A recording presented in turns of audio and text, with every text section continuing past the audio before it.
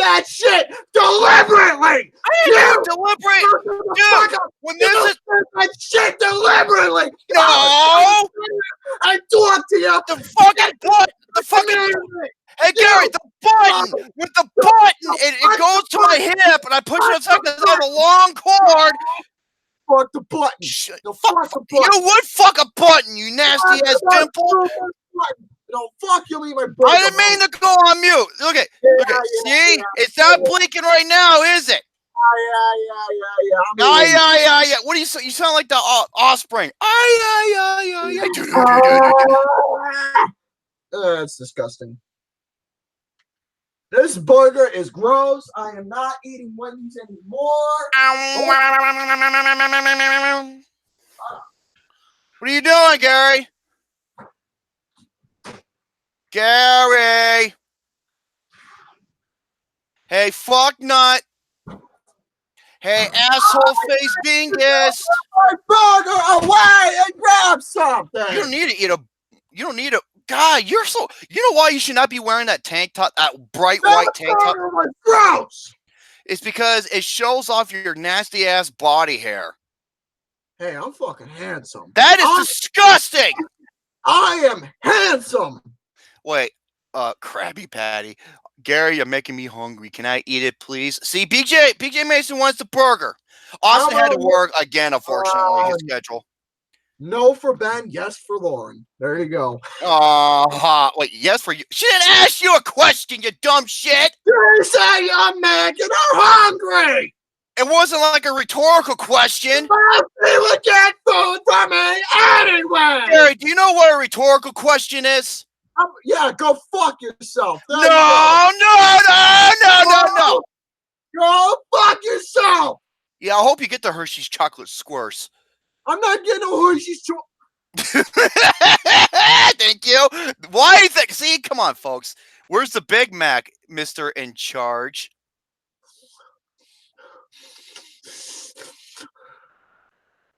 Okay, McRock, you can turn that into a GIF, please. Oh, speaking of McRock, I'm sorry he's not in the chat. Freeze it and send it to me via the mail. Yes, I can. You like chocolate? I'll have chocolate. Fuck this. Fuck this shit. You fucking gooby goober. Gooby goober. Dude, you need some nair. That's what you need. You need some nair.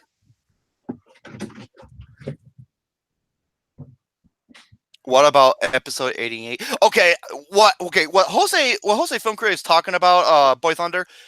When I was on Pain Again episode 88 is highly regarded as one of the greatest episodes that we have ever done for multiple reasons. And it was me, Lucas, and Gary. Shane wasn't there at the time. And that episode alone contains some of the most infamous and funniest segments in that show's history. Especially in regarding to Gary reading some Dr. Seuss books and the shit he had to say. And I was driving him so fucking mad that he threw the book at the wall. And I drove Gary insane. And Gary and Lucas drove me insane during a Slideshow Lucas segment and many, many more. That show, it was just insane, but in a good way. So for episode 88, I would love to have Austin and maybe Lucas back again. And oh yeah, it's Pain Again, episode 88. And Gary's I'm gonna try to see if I can reincarnate. Shut the fuck up! I'm not talking to you. I'm talking to the people. No, I am not reading no Dr. Seuss. Shut up, you fucking goose fucker. Yes, can I help you? Can I help you? Really, what? I'm not yelling. I'm speaking really loudly.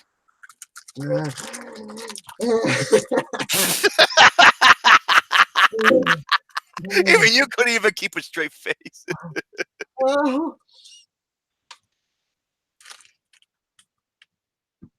What? Hold on a minute. Chocolate bar, want some? Where's the chocolate bar? Did you guys know I hate chocolate? Then why are you fucking... Oh, hey, Hunter. Then why are you fucking eating? That's what the people in the chat said. Well, okay, no, I can understand OMB. I don't mind chocolate if it's, like mixed with like peanut butter or something like that. If this is chocolate alone, No, That shit will make me sick. You ever? Okay, you want to hear a funny story? I'm eating this chocolate. Shut the fuck up! I asked you a question. I'm eating chocolate with almonds right now. Oh, it's a chocolate almond. Yes, fucking almonds! It's almonds! It's fucking almonds!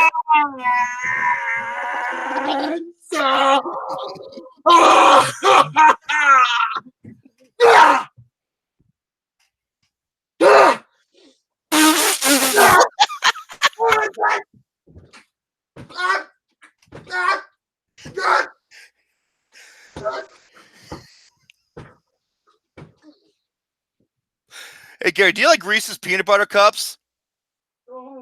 Yeah. Hey Gary, I never knew you were Jewish. Why are you wearing a yarmulke?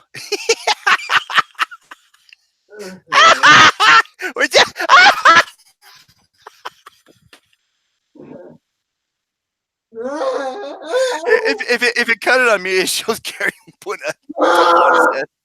Hey Gary, your skin is about as bright as that white blanket and pillow that you're on. Yeah. Oh, don't worry, John Wick. He's gonna turn that into a GIF.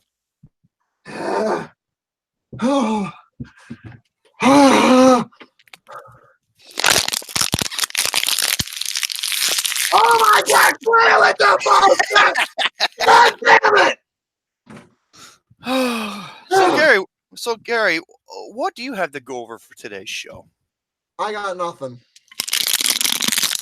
God damn it! God! What? Wait! You got no. Gary, you look like you're turning into the Wolfman with that hair on your arms.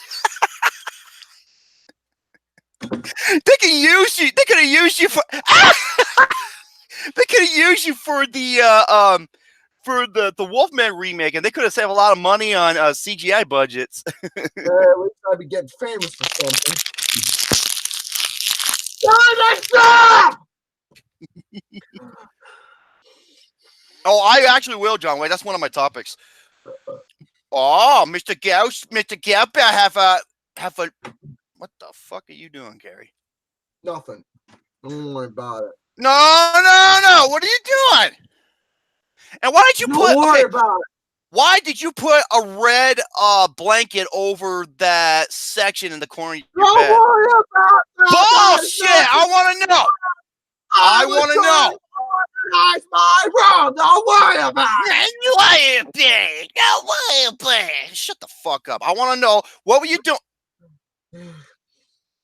You look like one of the Cinnamon Toast Crunch if he was retarded. I didn't see the Dr. Sleep trailer, unfortunately. Oh, and by the way, on Facebook, I got listen to this bullshit. You've temporarily restricted from joining and posting to groups until tomorrow at 1:16 p.m. Even though that I'm sharing a link of a movie show to other movie Facebook groups. I know why, because the show's called Flicks with the Dicks. And they take it as offensive. Fucking pussy ass bitches. They don't like penises. Well, that's okay. Yeah, a bunch of snowflake assholes. That's okay. A penis isn't for everybody. Don't tell that to Lucas. I mean, it is an example of something Lucas likes. So there you go. Okay, Tyler Calver is fucking funny. If you read the live chat, dude, you know what he just said? He goes, Zuckerberg said, "Not today, Jerome." We have to get him on the show sometime soon. Well, he's funny. He really is. You said he reminds you of somebody. What does he remind you? You said he reminds me of fucking Chum Lee from Pawn Stars. He kind of does. Except he's way smarter than him. Come on now. Oh no. Oh. Ooh. Ooh. By the way, folks, Tyler's like, you want these DVDs? These 3 DVDs for 45, for $20 each? I'll give you $22 for it. by the way, the question that people always ask me is, Gary, why are you always farting and shitting? I can answer that in a simple tone. I have irritable bowel syndrome. Dude, he's got like intestinal situations. Yeah. Mick Rock says, first thing I hear when I hear Gary farting. Yeah, that's why I fart and shit so much. I have irritable bowel syndrome. So Yeah. I have IBS. I'm heavily medicated on fiber meds I have to take. So shitting is a bit of a regular thing where I have to go like 4 or 5 times a day.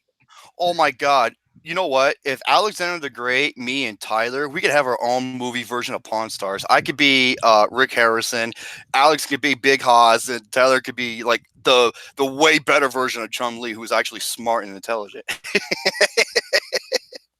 Well, Gary, quit making a mess. no. Making a mess is a necessity. Hold up a second. What? No. Oh, that's awful. That is beyond awful. God damn, son. Don't worry about it. I'll be all for it. Anyways, ladies and gentlemen, people watching this program that absolutely sucks.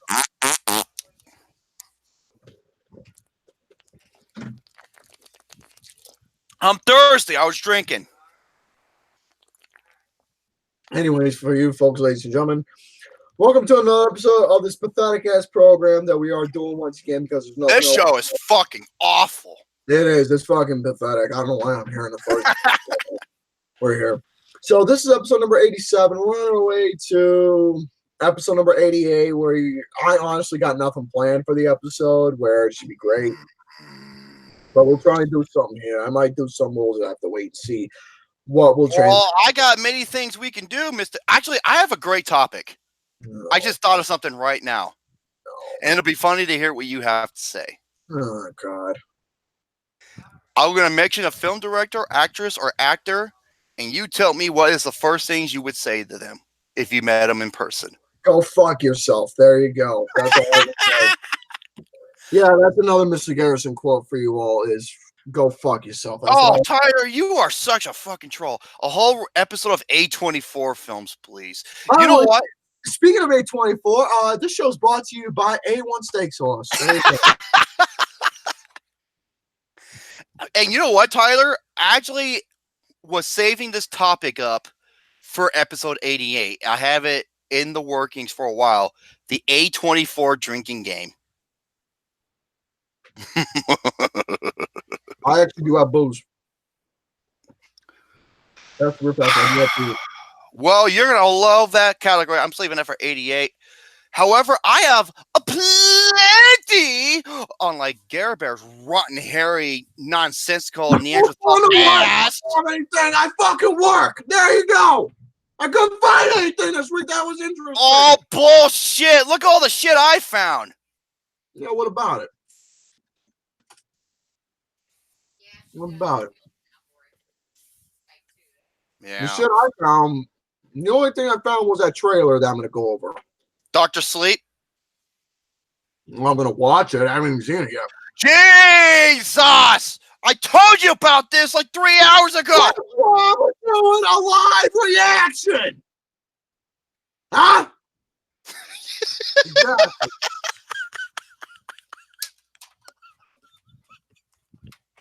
I want to talk about E3 though. That fucking face he made.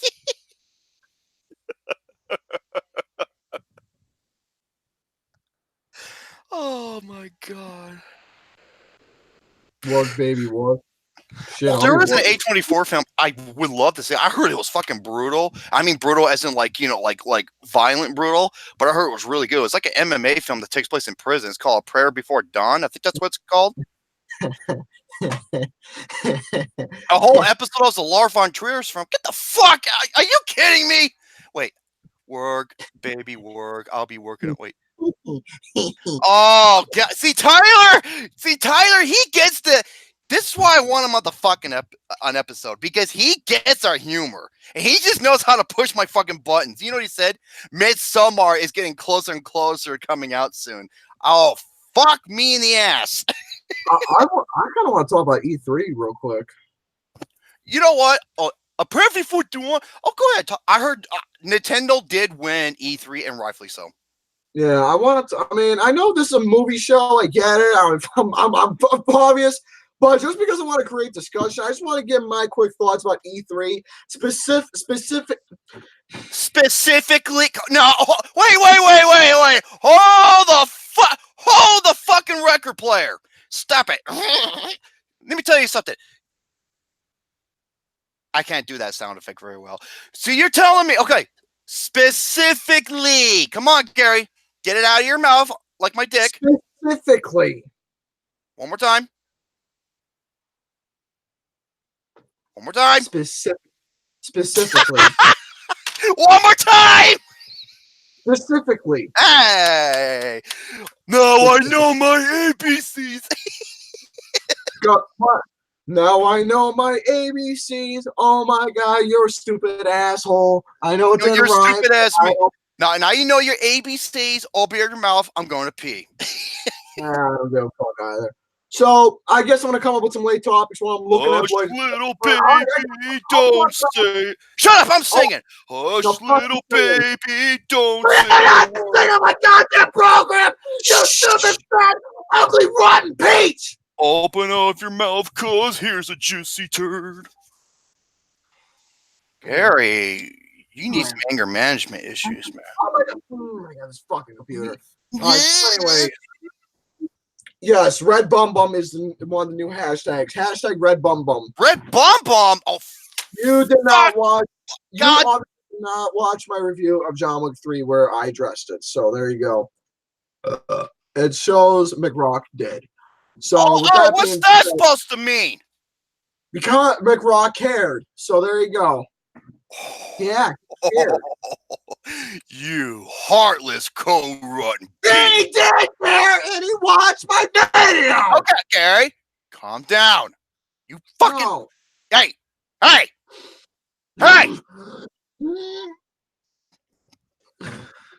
You be fucking nice. I'm never nice. Cock knobbler. All right, you want me to be nice? Okay, here you go. Go fuck yourself. There you go. Absolutely, Commander Sniff Dicks.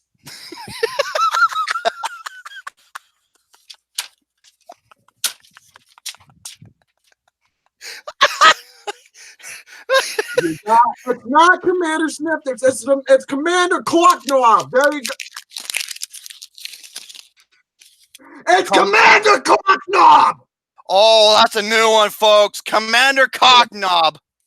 Oh, hey, Gary, say fart knocker. No. Fart knocker. No. Fart knocker. Go fuck yourself. Fart knocker. You not yell. You say fart knocker. Why are you getting so upset over a fart knocker? Thank you. You not. Don't eat the paper. I'm just making the vegans happy. You're not eating the paper. Don't be eating the paper. I said don't be eating the goddamn paper. Oh my god.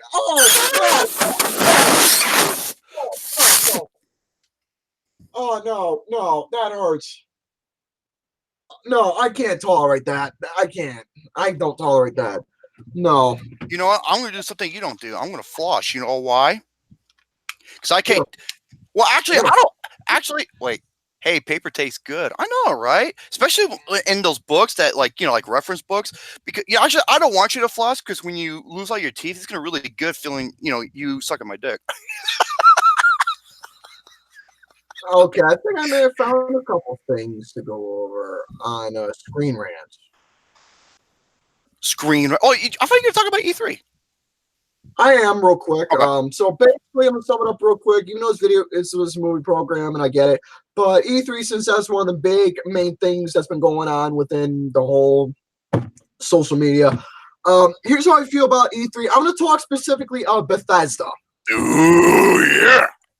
Bethesda was a conference I personally gave a beat to. Now, the thing is, I didn't care for a lot of the games that they were going to release for the mobile, because the thing is, mobile's not something I cared about. I stopped giving a fuck about Fallout because everybody, well, they all know felt about the latest Fallout. Oh, 76. It's fucking garbage. But at least they're trying to fix it. Yeah. Also, they went over the Elder Scrolls, whatever that is, because I know it's a popular thing in mobile. Oh, well, Skyrim is incredible. Yes. Well, yeah. Commander Keen. I like the theme song, but I just don't like to try it out. When I first saw that it was Commander Keen, I was like, oh my God, this is, by the way, if you don't know this, he's actually the father of the Doomslayer. But, wait, are they really trying? Well, no, they were at times. Like with Commander Keen, I thought it's gonna be like a Contra platformer style game, and I thought, oh, this goes sweet. But the type of game that it reminded you of the game Worms. Yeah. So the game itself, the thing is, I didn't care for the look. Especially, I'm not a fan of an anime style Commander Keen. Well, wait, is that true, Count Victor? He says, fun fact, at the Bethesda conference, people were paid to cheer loudly at Fallout 76 and Todd Howard. Well, at least he came on stage and admitted, wait, really? He's the father? Wait, how is Commander Keen father to Doomslayer? No, this is true.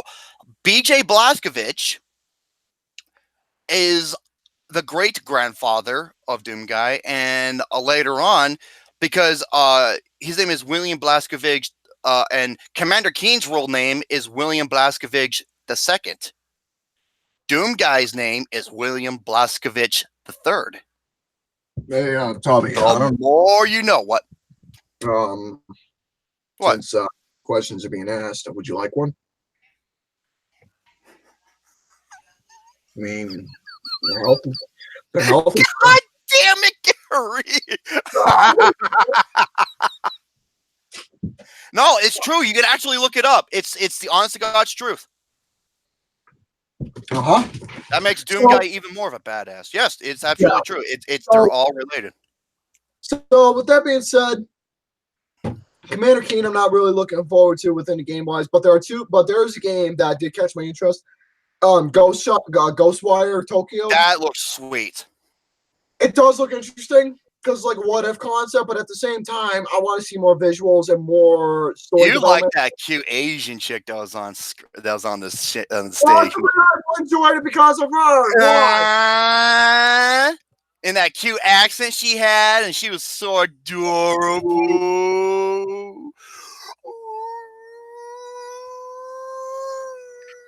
She was so cute and snuggly. She gave you joy.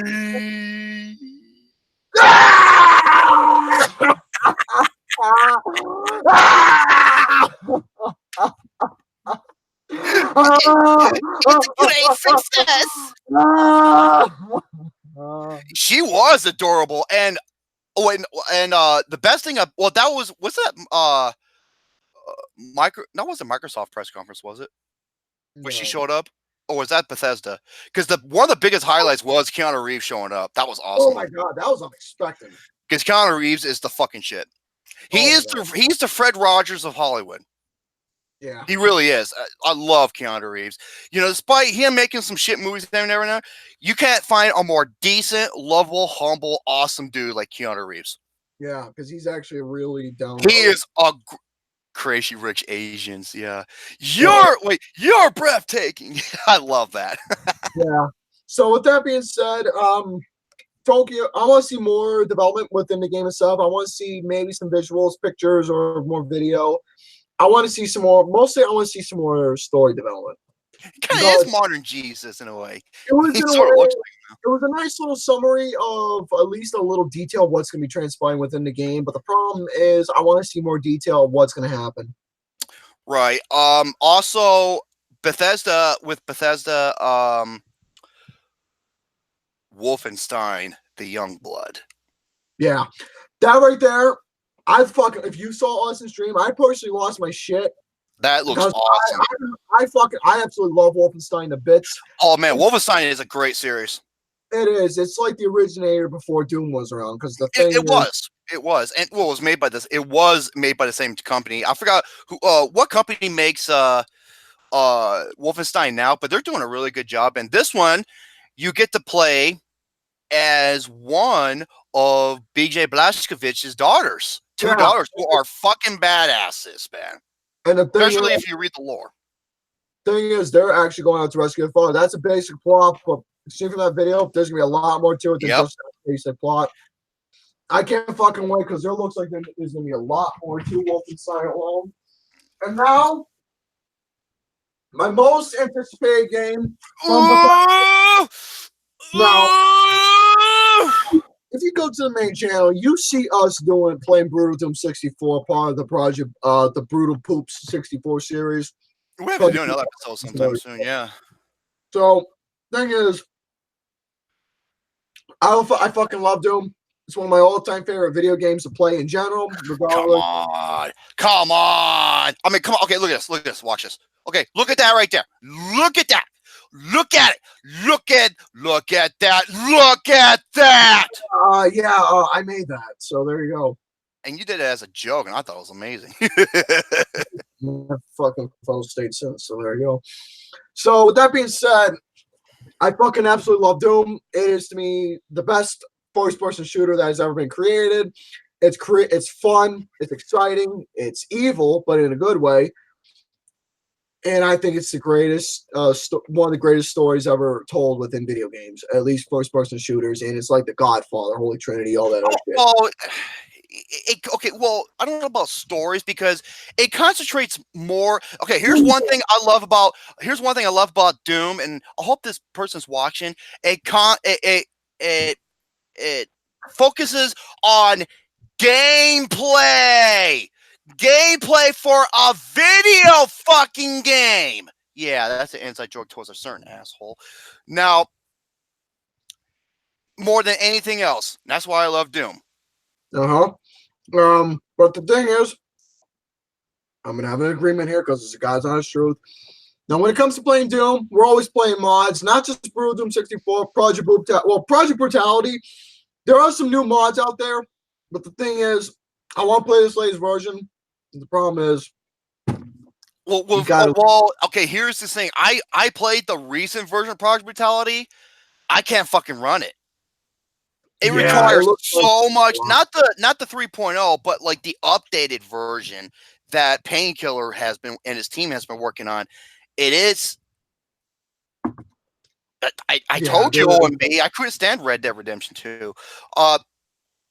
It's called Project Brutality. Think of it as like an extension of Brutal Doom, which is a modification of the classic Doom games. There you go. Yeah. And the thing is, I love playing the mods a lot because I love the creativity. Yeah. Same with Painkiller, him as well. I love it. Painkiller did, but that's Project Brutality, yeah.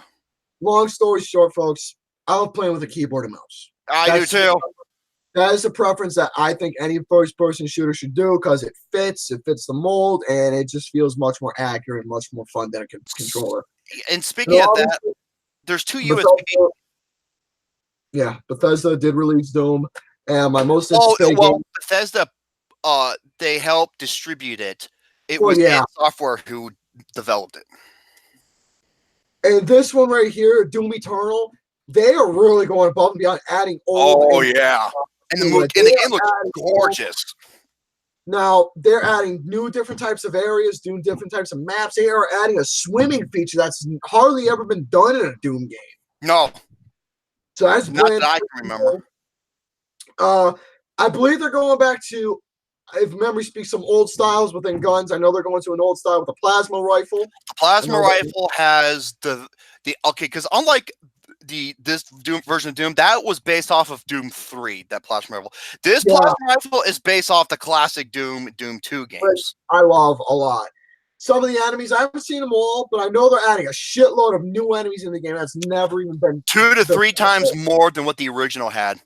And I can't wait to see a lot of these new enemies that are going to be revealed. Also, some of the old memories we all know, like the Cocodemons, the Tubby's family, the get the fuck out of here. The imps, the Arachnotrons. I know I saw the a couple of Arachnotrons were added onto this one. The Baron. Wait, how about the Blair Witch game that came out of nowhere? I hope it's better than the movie. Yeah. Also, when they show the Cyber Demon at the end, that was like the old style of the Cyber Demon. That is the best. Wait, speaking of Doom, are you looking forward to the new Doom movie? Hell no! Doom movie. So, Doom Annihilation. I can't fucking wait for it. Also, they're adding a new co-op version, which is going to be absolutely hilarious to play with. We're already probably going to play it if we get the game. Oh, I know we are. We're all going to be playing it. And with this co-op thing, because I really can see some videos that we can do with the co-op. It's gonna be absolutely hilarious. Since my PS4 has 2 USB I wonder if I plug and my mouse and keyboard is also USB. If I plug those into that, is it compatible? That's what if it is, I will be in heaven. There you go. But I don't think it will.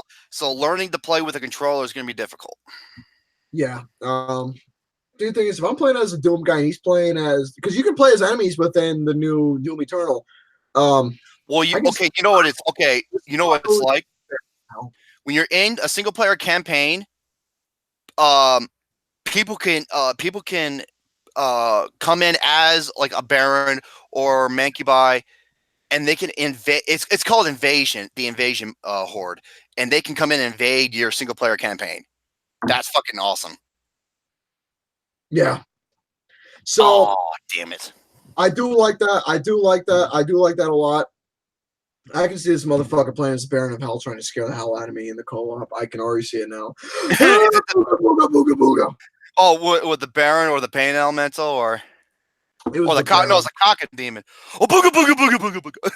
I know that it's gonna be happening. It's gonna be fucking hilarious and so on and so forth. You know, I think I might add the topic of video games to the program. I don't know. Seems to be a very topic.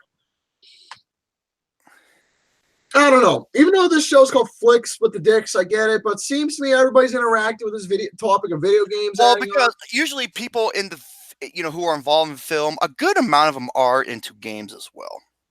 You know what? I'm gonna let you people decide if we should add the topic of video games. I'm not gonna add any more after that. I don't know. Well, I'm gonna see what the people say. If they say yes, then okay. If not, then we'll just keep moving late. Because I think it seems to be a nice interaction with the people that video games is seems to be a nice topic of a nice interaction with everybody. So we'll talk it over and see what the people should say. Okay.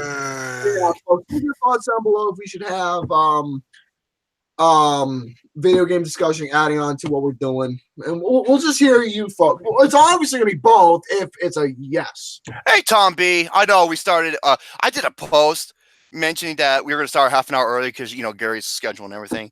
So having said that, greetings, ladies and gentlemen. We'd like to thank you all for tuning into the weekly Thursday episodic series of the beloved classic, even though it's absolute garbage and a dumpster fire. You know it as Flicks. You know it as Flicks with a Dex. Introducing the young assassin, Mr. Garrison, and yours truly, Roby Boy J Muddy. You know what's kind of funny? I forgot what this guy's name was. He's on the Yeah, good point. Good point. He was on the YouTube channel called Half Baked. And he was predicting when Rotten Refresh was still around. He was predicting, who was gonna, he was making predictions on who's gonna, go to the next round. And you know how he announced, he goes, okay, we got Durbin from Durbania, or what's his name? Shit. He was like your favorite presenter from the next gen. I can't believe I forgot what his fucking name was. Okay. Russell Howell. Yeah, Russell was actually my favorite when he presented. He's such a cool fucking dude. Half-cocked. Oh, is that their names, Half-cocked? But you know how when he introduced me, we have Jerome Latimer from Flicks with the Dicks. It's like, yes. I don't know. He asked me how did I do that? I don't know. It just came naturally. Like me beating all over Gary's face with my nut butter. Gary's like, I don't give a fuck. I have a lot of categories. Yes, I have a lot of categories to go over, and this is what I have. 15. Okay, thank you to Boy Thunder for coining this out, because Gary actually went over this topic in episode 20. So I decided to make hashtag nut butter. I decided to make my own list, and this is going to be controversial as fuck. The 15 great movies I find to be extremely boring. Actually, it is true. Gary is way smarter than me. Book smart, not common sense. I have common sense. Yep. And a bull looks great with tits. All right. Well, it is true. I am the brain, so there you go. Pinky in the brain. So, if you want to see a fucking resemblance, look at Timon and Pumbaa. Oh, dude, we're gonna be in the Lion King movie. That is fucking so us, Timon and Pumbaa. Pumbaa! Or Rocket Raccoon and Thor. Hey, Tubby, come here. No, I'm in charge. Yeah, of course you are. Those two scenes, I was the only one in the theater. I was like, dude, that's Gary and I. Hey, Boots! His name is Boots! Boots!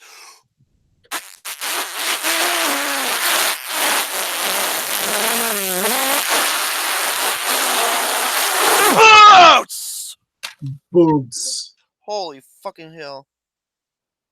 Okay, I'm seeing starfishes and lightning crystals and coconuts and broken beer bottles. Oh my god. Yeah, I'll look at your text. I sent you some, and I want to see, because people see. I want you to take a look. Yeah, we could. Great, yes. And some people are going to be half and half on this. Oops, sorry, Jerome. Now I want to see a Thor. Well, here's the thing, OMB. Guardians of the Galaxy Volume 3, I believe Thor, because remember, I think Thor will be part of the group. And if that's so, and with James Gunn returning, sign me up, dude. I cannot fucking wait. Oh, Jerome, why did you not fart to the mic? That was a good. Did you hear that? Okay, Tom B. Here's also what I have. I have the Let me get back to my list. The weekend movie previews, going over the upcoming films that are coming out this weekend. I have a couple of film reviews: Pokemon Detective Pikachu and Rocketman. I have a list of pet peeves I have towards film enthusiasts.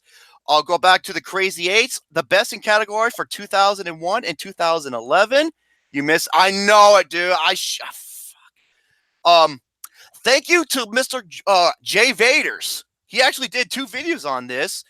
And that's why I love Jay Vaters, because he has so much originality and variety. And every time he does like a ranking or like a top 10 list, each one is always different, and he always makes them so entertaining. And he's really in depth.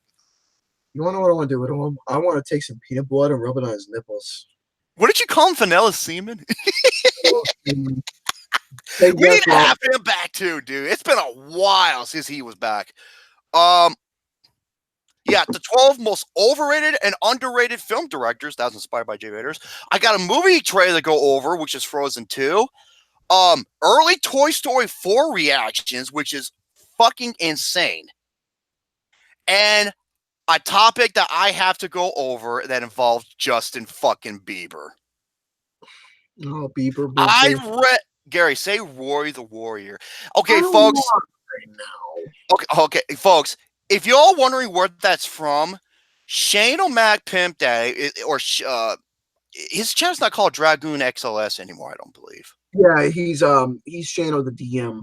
It's called Shane O the DM. He did the Tongue Twister Trinity. It was 3 episodes where Shane was playing some games, and we make Gary, and this involved me, Gary, and Shane, all of us, and the middle one had Austin with it. We had him saying these fucking tongue twisters, and it was the funniest goddamn thing imaginable. And the best one was the 2nd episode where I found this tongue twister. Oh, this was the highlight I farted. I laughed so hard that I farted and I caught the fucking liquid mush from my butt cheeks. I'm not kidding. Something happened to Gary behind, like backstage. You hear him breaking something, falling over. Everyone was dying. The fucking closet door fell on me. The tongue twister is this: Well, it was Roy the Warrior and Roger the Warrior were reared wrongly in a rural brewery. When we were hearing Gary saying this thing, I swear to God, we fucking died. It was like the greatest fucking thing imaginable. So go to SheoDM and check out those 3 trilogies. It is the funniest goddamn thing imaginable. Having said that, Mr. Gapper, did you have anything you wanted to discuss, or you want me to go into my topics, or what? I was able to find some stuff. I'm obviously gonna watch the trailer for Doctor Sleep, and I found 2 lists I want to go over, which are quite nice, and I think that'll be it. Now, Brock said I'm gonna Dr. check out Sleep. I'm gonna check out the Doctor Sleep trailer. Trailer to my most anticipated horror film coming out. Ewan McGregor is playing in it, whoever his name is. So let me Which I think that's a great cast. Oh my, yeah, it's called the Tongue Twister Palooza or some shit like that, and there's 3 videos. Oh, you know he will, Tom B. God damn it. Very. So basically, we all know about The Shining, one of the greatest movies of all time, and I think it's the greatest horror film ever made. Yep. We've all been wondering about a sequel happening to what's going to happen to Danny Torrance, especially with him and his mother. Yes. Now, we're going to get that answer from a guy known as, we all know about Mike Flanagan. I think he is absolutely incredible of a director, definitely underrated, needs to get more recognition. Because the thing is about Mike Flanagan that is incredible is that he knows how to take simple elements, simple things, and make it fucking terrifying. He can take this fucking 5 clubs and make it terrifying. He made a fucking mirror or a reflection scary and intense. Yeah. Do I have to mention the Ouija board? I think that was his most terrifying one yet.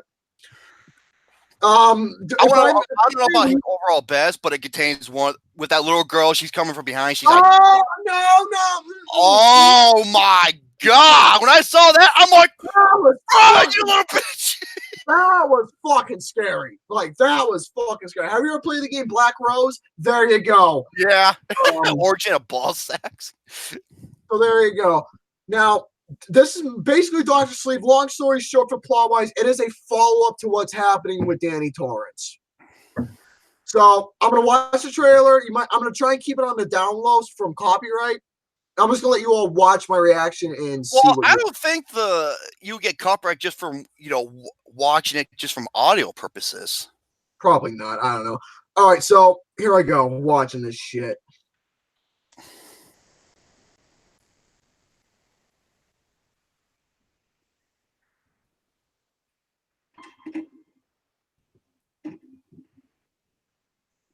Okay, so he's walking in a room and it says hello, then warning.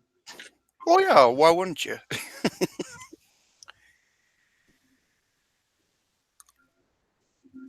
School. Okay. God, that scared the fucking shit out of me. That made me jump a little. The fucking chalk. Are you fucking kidding me? It says red rum. It says fucking red rum on the chalkboard, dude. I can't wait for Dr. Sleep. Yeah, it's my most anticipated upcoming horror film. Hold on. Based on Stephen King's best-selling novel. Okay, I get it. You're magic, like me.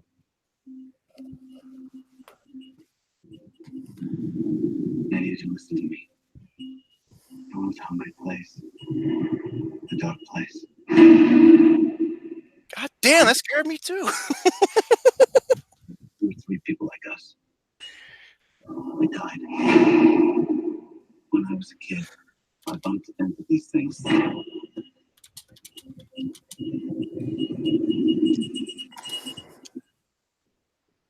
don't know about magic. I always called it The Shining.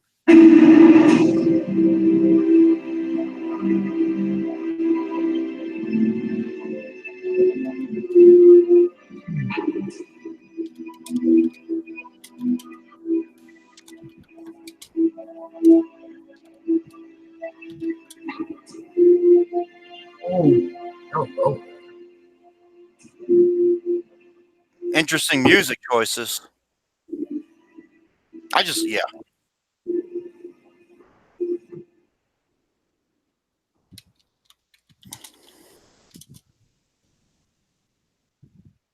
Is that it? Oh, it's still going.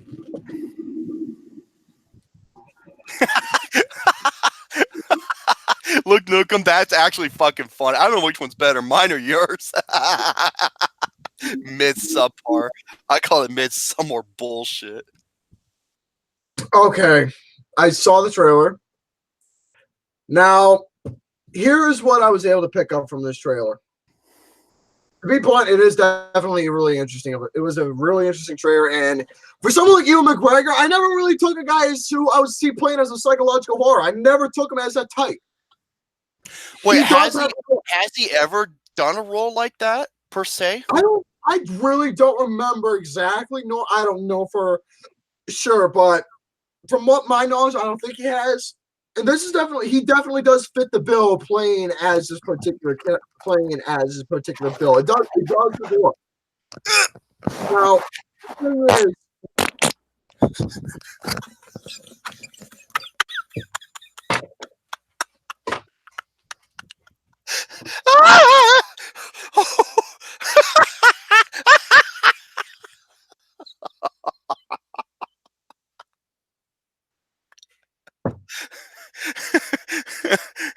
Dr. Stink, Dr. Sleep, more like Dr. Stink.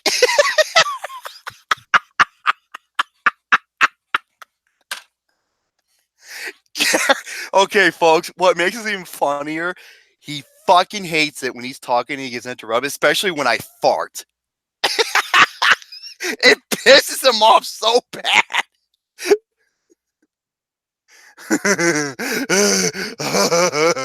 Ooh, Puss in Boots. Hey, Gary. Hey, Gary, I want you to say this. This is okay. You know what? I'm gonna do a heads up. Look at this. This is for the next Serial Insider. I want you to say this, Gary. Dippin' Dots.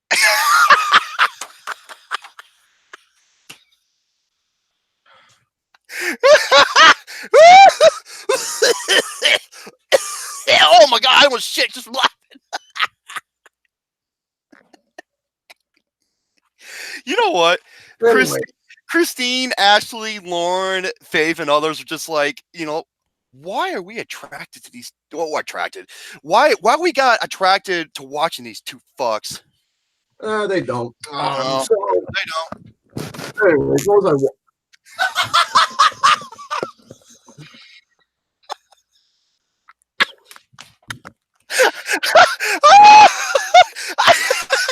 I can barely sit.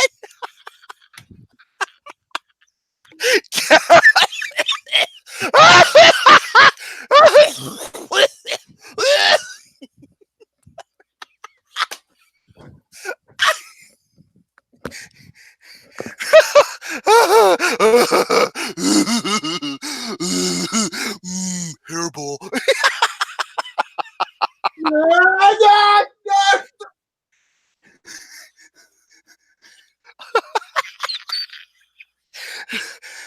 Oh, it's probably because of them delicious bacon, egg, and cheese biscuits I had.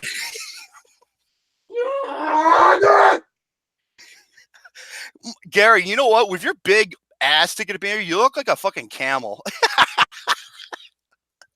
Hey, Gary, what are you doing down there? Hey, Gary, what's underneath that red? No, go back. Go back. What's underneath that red?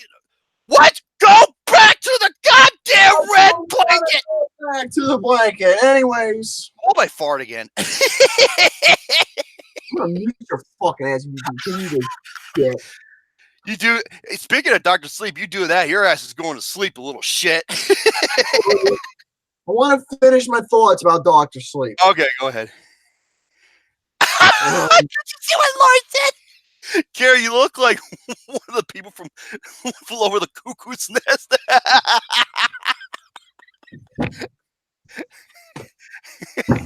I get to turn on the TV and watch the World Series. That's not playing right now. Anyways, Oh my god. What was You're talking about Doctor Sleep. You're finishing your final thoughts about Final thoughts. Ewan McGregor looks like he definitely fits the mold playing as a particular character like this. I'm just curious to see how he plays as Danny Torrance. Now, this film is filled with fucking Easter eggs. The trailer was filled with quite a few Easter eggs galore. Because you know why? It was showing a lot of resemblance and it was showing a lot of different deals with how it's connecting to The Shining alone. Some of the most iconic deals, even though they were showing flashback sequences of The Shining alone, but in the present time, at least what was given within that trailer, there are some Easter eggs pointing towards connections within The Shining into the memories that from what I'm seeing, still hits them to this very day as an adult from what happened at the hotel. Hey Gary, speaking about like psychological roles, Tyler mentioned this. I didn't know this. In the upcoming DC film Birds of Prey, he's playing Black Mask. I did not know that. You know who Black Mask is, right? Zorro.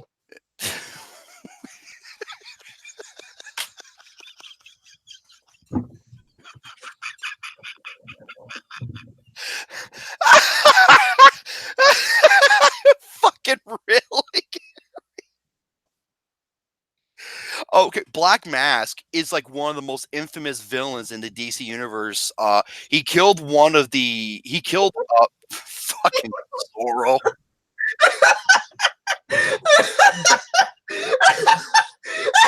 You fucking tiki minky boo.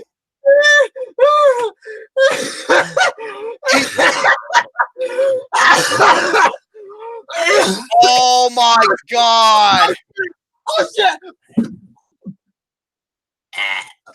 Shit. Okay, Boy Thunder said this. Well, Batman's parents did see Zorro before getting shot. Oh god. Oh, it's fucked up, but it's true. Oh my god. Oh, look, Nookum. Look, Nookum. You're lucky I don't have an Xbox One. I would beat your ass at Mortal Kombat, son.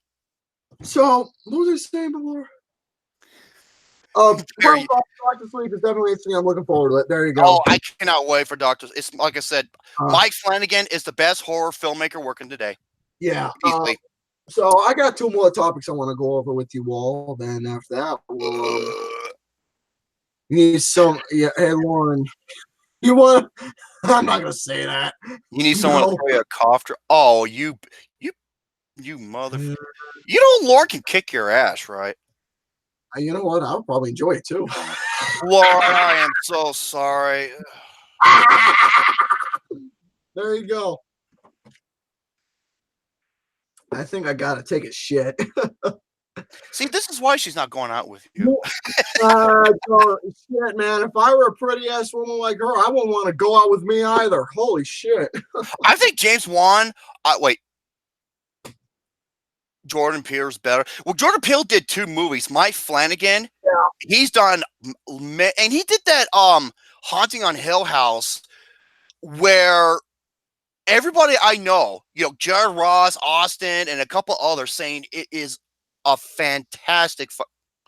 See, the thing is about Jordan Peele, I can't really say he's better than Mike Flanagan. Why? Because Peele's only made 2 movies. He might be the better overall director per se. Well, especially. But Mike Flanagan has done a lot more films. Yeah, and the thing is, if Jordan Peele continues the stride that he's got himself starting with, he might be one of the. Oh, that was a fucking poofer. Oh my god! Oh my! Oh, yeah, fuck! Yeah, it fucking stinks, don't it? Oh, that's what you get. Oh, you be quiet, look, Nookum. Where's the fucking gas mask? Gas? Who are you, Dean Ambrose? And they all sucked. Where's the fucking air freshener? God, don't forget Ari Aster. you mean Harry asshole?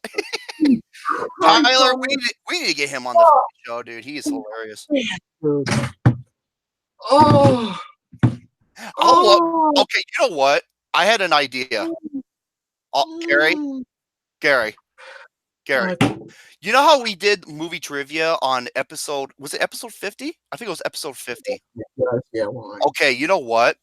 Because I know Tyler, and he's really good with movie trivia. I've seen him. Okay, if we did 3 people, I want these 3 people to do movie trivia. Tyler Calvert, Russell Howell. Because Russell Howell, he's been on Runner Fresh, but he excels so well in movie trivia. That's his expertise. And the third one, who could be the third contestant? Actually, I know who the third, Jay Vaters, because he's the returning champion. Let's make it happen. We'll see. Anyways, Asshole. that's okay. So with that being said, here's my Lauren's like me. actually, that's a yes. Wait, I'll wear my A24 shirt whenever you bring me on, you motherfucker. See, why can't we? Okay, you know what he reminds me of? He reminds me of Adam Daly, because he also loves A24 films, and he always busts my, instead of being like a PCA, like, oh, you're just a mainstream piece of shit. He just busts my balls over it, and it makes me laugh. It's like it's a funny asshole thing to do. See, I love funny assholes. They're the best type of people out there. Oh, that's why I'm here. Okay, so Lauren, Russell Howell, and Tyler Calvert. I want the lady to win. Of course you fucking do. Tea party. Anyways, next list I got for you. I had 2 things from Screen-Rant. My next one, I just found this 10 horror movies to watch if you like the film You're Next. Oh, so I love You're Next. Here is the 10 movies you should watch if you like this movie. Number 10, The Descent. To me, that's in the top 5 greatest horror films of all fucking time. That movie. Number 9. That guy did Hellboy. Number 9. This one I don't agree with because I hated this movie, The Strangers. I don't agree with that. What, the first Strangers?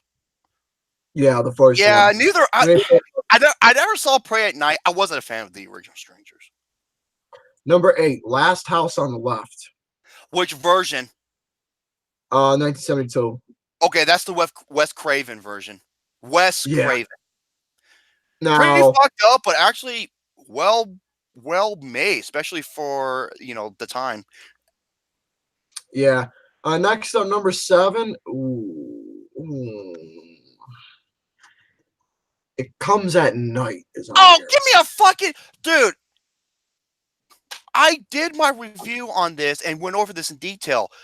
This movie is literally about nothing. The only good thing about that movie was Joel Edgerton. Fuck that movie. Next up, number 6. Now, this one was a creative one. Cube. Okay, Cube. Okay, this is what I have to say about Cube. I thought it was a creative movie. It's just the execution wasn't all up to par. It was kind of cheesy at times, but okay, well, Tyler, you like a good portion of the films. It Comes at Night. Even to the director, when he came out, he sounded like a condescending, pretentious prick. Cube was actually a really creative, fun movie, but it was kind of cheesy, but still pretty. I thought it was not bad. It was pretty interesting. Number 5, Hostel. Fuck you. Eli Roth is garbage. He is a fucking hack. Number 4, Get Out. Love Get Out. That was great. Number 3. Now, this is apparently an underappreciated, quote unquote, Australian horror film. This is called The Loved Ones. Okay, when you said Australian horror film, I thought you were going to say Wolf Creek. If you said that, I would have taken off my glasses and walked out. That is the second film I ever walked out of in my entire life. Number 2 is Eden Lake. I've heard of it.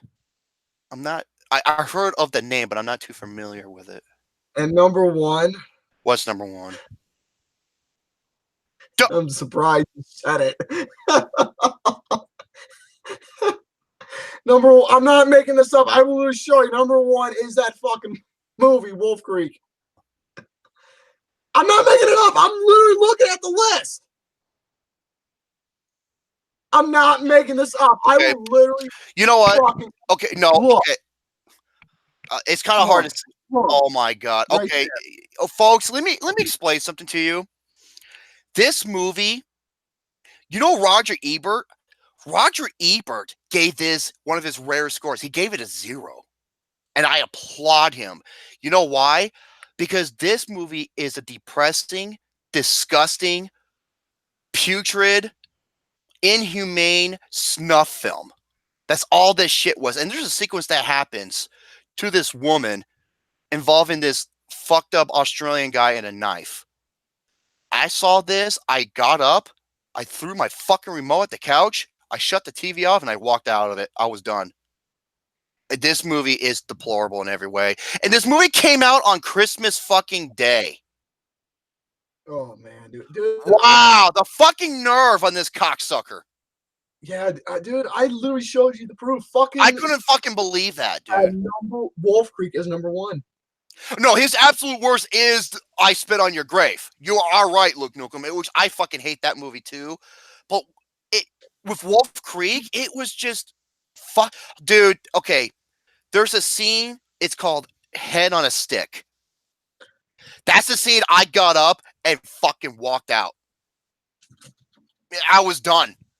I was like, dude, fuck this guy and fuck what he stands for. Because this was a pure snuff film. This was not amazing horror. It was just pathetic. Like, look at the last house on the left, the Wes Craven version. Sure, it's some screwed up shit, but you know what? Gary, what are you doing? Nothing. Fuck ass.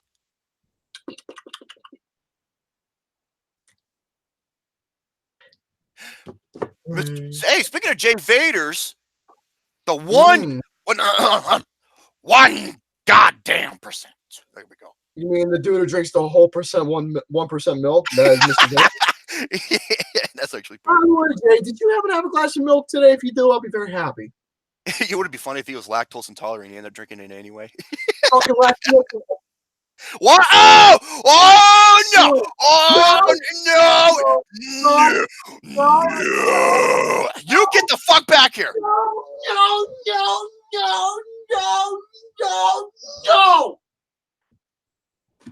Okay, Mick Rock, turn that. You know what? I forgot to show you the episode 86 where Mick Rock he did.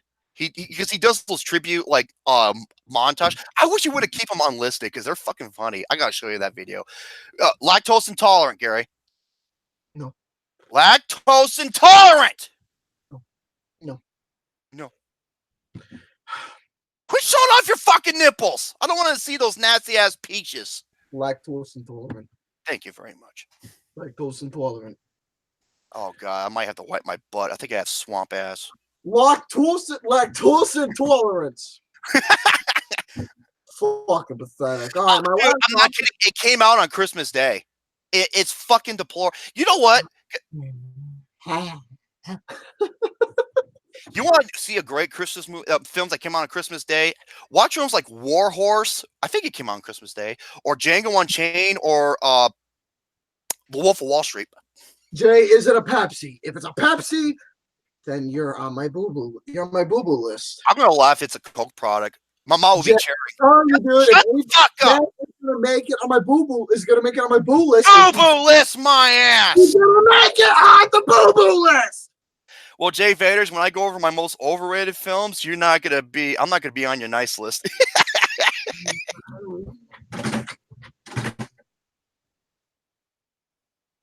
Anyways, I got one more topic. Wait. There already was a Black Christmas movie. What's the fucking point of remaking that awful remake?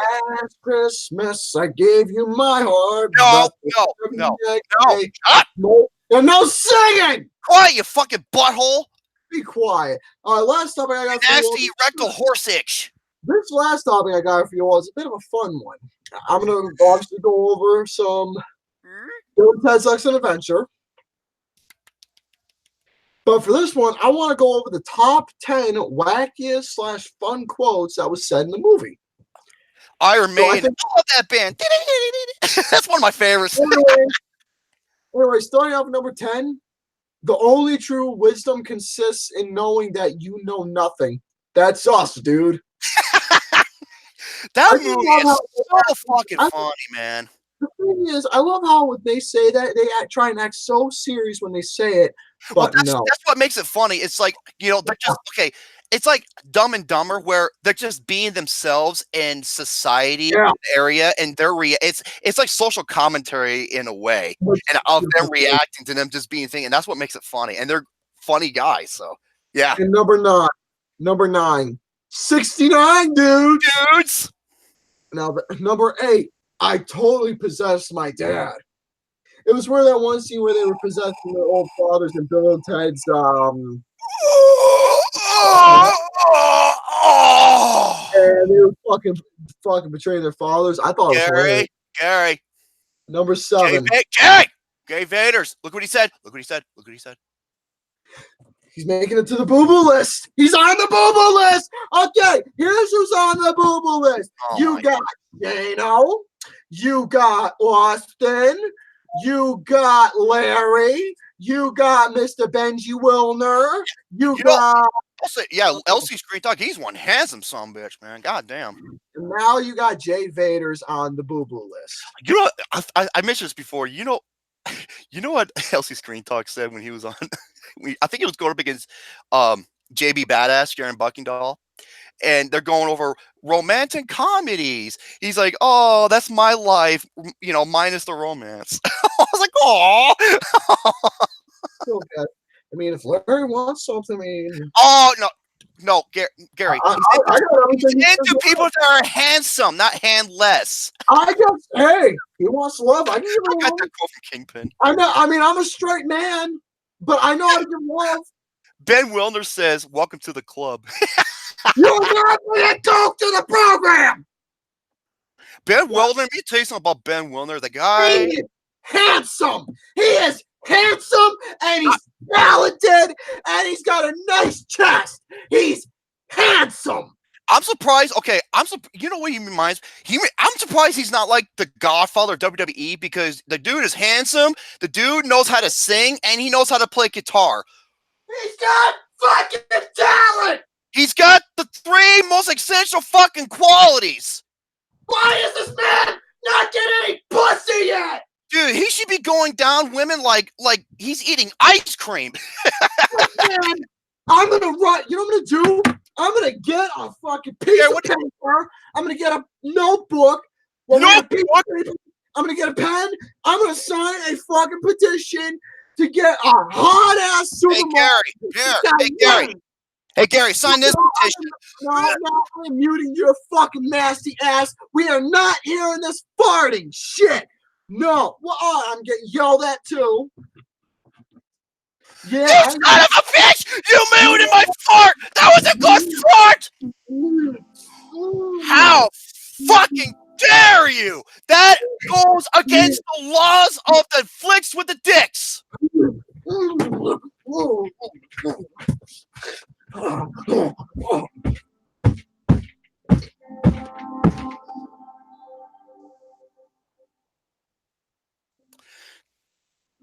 Count Victor or McRock, turn that into a GIF, please. Hey! What are you doing? No, you turn that off. Turn off the fucking PlayStation. Now you just muted him. Okay. Yeah, I was gonna yell that. Good. I hope your old man comes in. John. I hope he comes. Yeehaw, Gary. Aww. Yeah. Ooh. If I appear on Flicks as a guest and I fart, I hope nobody mutes me. Yeah, I would never do that. Wait, I didn't know. Jay Vaters, I think he just moved up higher on your boo-boo list. He goes, I just noticed, Gary, you're dressed up as Jack Burton. Jay, I'm going to tell you something right now. You probably won't see it that well. Oh, yeah, there it is. That's all you need to know right there. Wait, was your kitty on the ground? Nah, she's not here. I thought your kitty was right there. Dude, come on. I worship Big Trouble in Little China like it's a freaking... Dude, he worships Big Trouble like I worship, like, Scarface. Yeah, dude, I even got a Jack Burton action figure. I gotta show this shit. This is pretty cool. OMB, I'm gonna tell you something. Wait, there we go. I'm gonna tell you something that Shano has taught me, and it's true. Never trust a fart. Yeah, look at this right here. Look at that. Dude, yeah, he worships that fucking movie. Yeah, look at that. Ain't that freaking And by the way, folks, if you have not seen this, that is a even Austin saw it. He loved it. That is a kick-ass fucking awesome B movie, man. That is like the true definition of what a awesome B movie is. Dude, I worship this freaking movie. I really do. Never trust a fart after 40. All right, new rule: no more muting fonts after what transpired today. So there you go. Goddamn right. You owe my ass an apology. All Come right. here. Come here. Here. It smells like shit. Oh, no. Here. I don't want that. I don't want. No, you talk. My asshole wants an apology. Give my ass an apology. Give an apology. You talk to Mr. Bum Bum. Oh, fuck. Oh, god damn it. Hey, Gary. Here's what I think of your apology.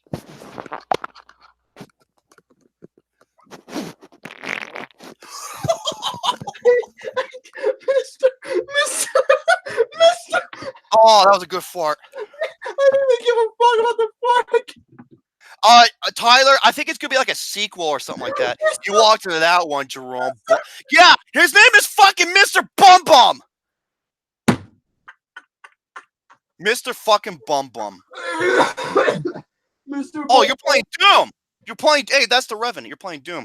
So, okay, what were you going over, Gary? I've forgotten how. I forgot too. Shit. I was going over the 10 wackiest quotes of Big Trouble. Bill and Ted's Excellent Adventure. Number 7. Remember when she was a senior and we were freshmen? All right. Next up, number 6. That was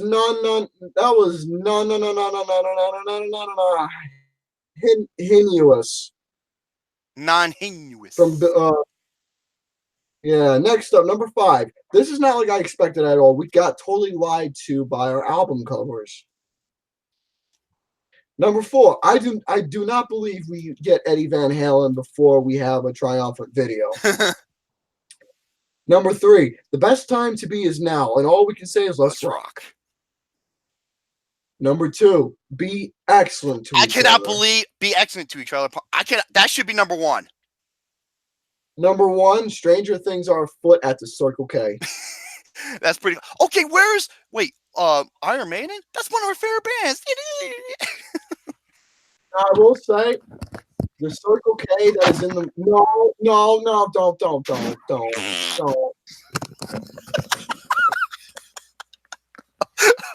The fucking bacon, egg, and cheese biscuits, man. Holy shit.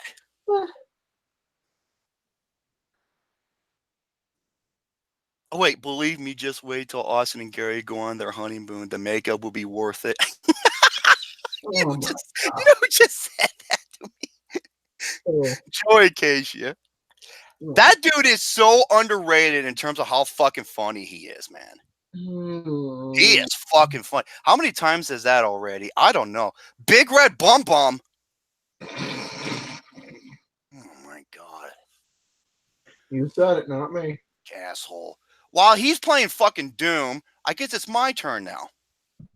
No, your turn? Yeah, it's my turn. Well, I finished my topics. Also, I want to address one more thing. For you folks watching my latest reviews, if you're watching them, I haven't seen. I've seen a good amount of them. Talking about latest. For you folks who've seen the latest reviews watching, what do you think of this deal of me using these borders? That I love them. And I have a request. Keep the Kenny Omega photo. Oh, there'll be funny photos added on. No, you have to have Kenny Omega on there. When he's doing that computer thing, he's just like, you know what he's mimicking, right? You ever seen that? It was like in the early 90s. It's like in the mid 90s where little kids are learning how to use the internet, like AOL and shit. And he's just like, and someone turned that into a Doom meme where it's showing the Doom guy and he's killing like enemies on the computer and he's like, yeah. Oh, that's fucking funny. So with that being said, if you folks watch reviews, let me know what you think of the borders that I've been using, because I love 'em. I would love to hear the feedback from people, see what they think, and so on and so forth. So that's all my shit. I'm gonna play Doom. Yeah, go My ahead. goal right now is to find the secrets. Well, you should have that. You use your map and use that ability to where when you unlock it, it kind of gives you a hint to where some of the secrets are. Okay, folks, I'm gonna start with what I have in order on the way I did the friendly reminder. Here we go. The 15 great films I consider to be extremely boring. This is going to get a lot of fucking hate. Okay. Just had to, adjust this stuff because when you wear it for so long, it tends to get a little. Here we go. Here are the 15 films, huh? It's your turn, Romy, according to No shit. Hey, Gary, Mr. Bum Bum. Fucking hell. I'm ready to hate. Okay. Yeah. PDCAs. They said, yeah, I said the B word, and I don't mean bum bum. Here we go. Now this is inspired by Screen-Rant's list, which I originally was going to go over, but thanks to toy production. Oh my god, I'm so bad with names, folks. So just forgive me on that merit. Boy Thunder Productions. Thank you. I said boy. Oh wait, but boring isn't a. Hey, Billy Robinson, where the fuck have you been, man? I haven't seen you in a long time. Well, there's Billy. Billy, oh, dude, this motherfucker is funny. He is hysterical, dude. All right, I don't hardly ever see you on Facebook or Twitter anymore. It's good to see. Ooh, double barrel. Here we go, folks. Yeah, These are not in any particular order. I just wrote down the 15 films that stood out to me. There might be some films like what Drum did you say this was the most boring of this year? But what I'm thinking about, like the famous, the most well-known films that I just found so fucking boring. Like Facebook's been absolute on my end. I haven't been able to make it to Flicks due to school. Understood. Yeah, Facebook. I must have got a strike or something because I was sharing the YouTube link to film groups on Facebook. Stupid. Here we go. I gotta start trying to play Arkham City right now. Why is it where I'm going, everyone's playing video games? Because you suck. Suck. First one, I gotta start with the one that created probably one of the most infamous categories, and people love it. Foxcatcher. The reason why I wanted to see this is because this is from the director of Moneyball, one of the best baseball movies I have seen in a long time. And he also did Capote, another really good movie. I was looking forward to seeing this because I saw the 2020 and the headline news on this. This film bore the everlasting fuck out of me. I couldn't stand this movie. And fucking Steve Carell was not intimidated at all. He was, the fuck you yawning for? Nothing. The only time you should open up your mouth real wide so I can stick my fat prick in it. Okay. And Steve Carell as Flaccid Dill Pickle, big ass nose. Next one, Citizen Kane. Now, let me just say this. Is Citizen Kane an important film? Yes, it is. This movie was an evolution in the technological field. The way we look at films, the cameras, the cinematography, the lighting. It set the foundation for films to come. Just hear me out, Jay Vaters. To come. This movie on standalone on its visual appeal is masterful. But as a film in its story, it bore me to fucking death. Next one. Hey, Gary. Oh, yeah. By the way, Citizen Kane, the best movie of all time. I'm sorry. It's not better than Pulp Fiction. It's not better than Shawshank Redemption. It's not better than The Empire Strikes Back. It's not better than The Dark Knight. It's not better than Schindler's List. It's not better than did I say Shawshank Redemption? It's not better than Godfather or Goodfellas. Hereditary. Next one. Sorry, Garrett Bear. Lincoln. I know. And I was looking forward to this movie because I was like, wow, Steven Spielberg and Daniel Day-Lewis as Lincoln. Other than Tommy Lee Jones, when he was fucking roasting people in that movie, that was the most entertaining part of the movie for me. Sorry. Next one. I am not a fan of this filmmaker, Sofia Coppola, and this is a big one. Lost in Translation. Sorry. Or Endgame. Next one. Oh my God. This is one of Gary and I's most popular film reviews we have ever done. Gary, what are you doing? Quit sniffing your finger. I'm not doing anything. Bullshit. Don't worry about it. I'm not doing a thing. You know what, Billy R? I'm not sure. Jay Vaters, I told you this list is gonna drive me nuts. Gary, fuck off. Lost in Translation. You know, I was just fucking bored to death with it. Next one. Oh boy, this is hands down. Oh no, as I was. This a ghost story, or as Gary and I call it, a bore story. Thank you, Austin. We did an in-depth review of why this is one of the most boring, pretentious pieces of shit films we have ever seen. We go timestamp by timestamp explaining everything. This movie is all about is an area or a piece of property during timelines. That's all this fucking movie was. It makes no goddamn sense. And there's plot holes galore. Yeah, you like that, Patrick Williams, you dickhead? Next one.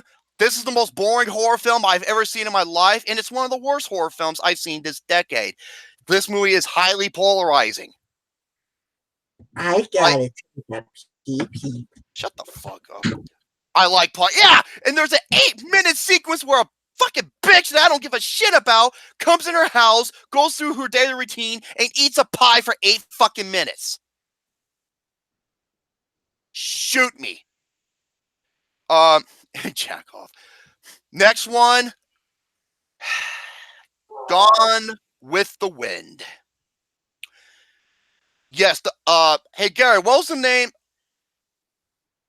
Oh shit, I'm sorry. I get carried away. Yes, the most boring horror film. Yeah, Gone with the Wind, that's one of them. I'm sorry. I love the 4-hour historical epic movie. It was called Ben-Hur. Thank you very much. That's a 6 out of 5 film. Shut the fuck up. Next one, The Witch. Shut up. I despise this fucking movie so much.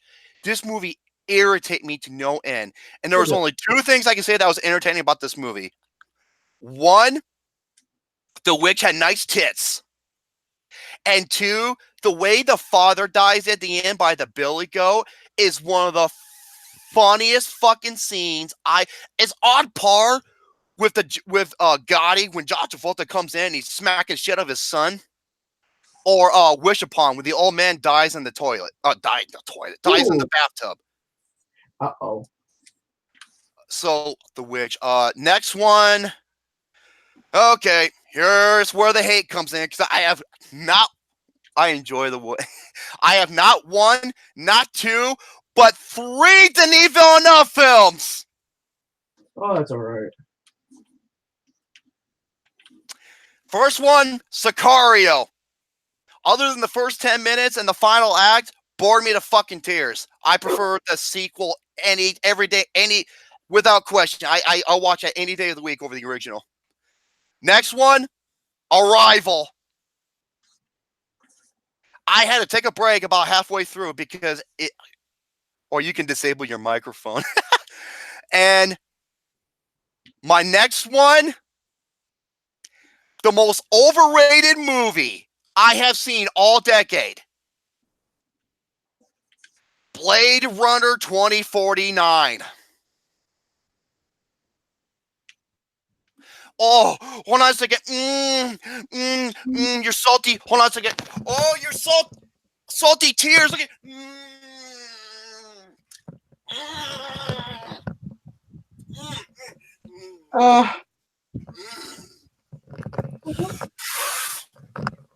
Your salty tears. It tastes so delicious.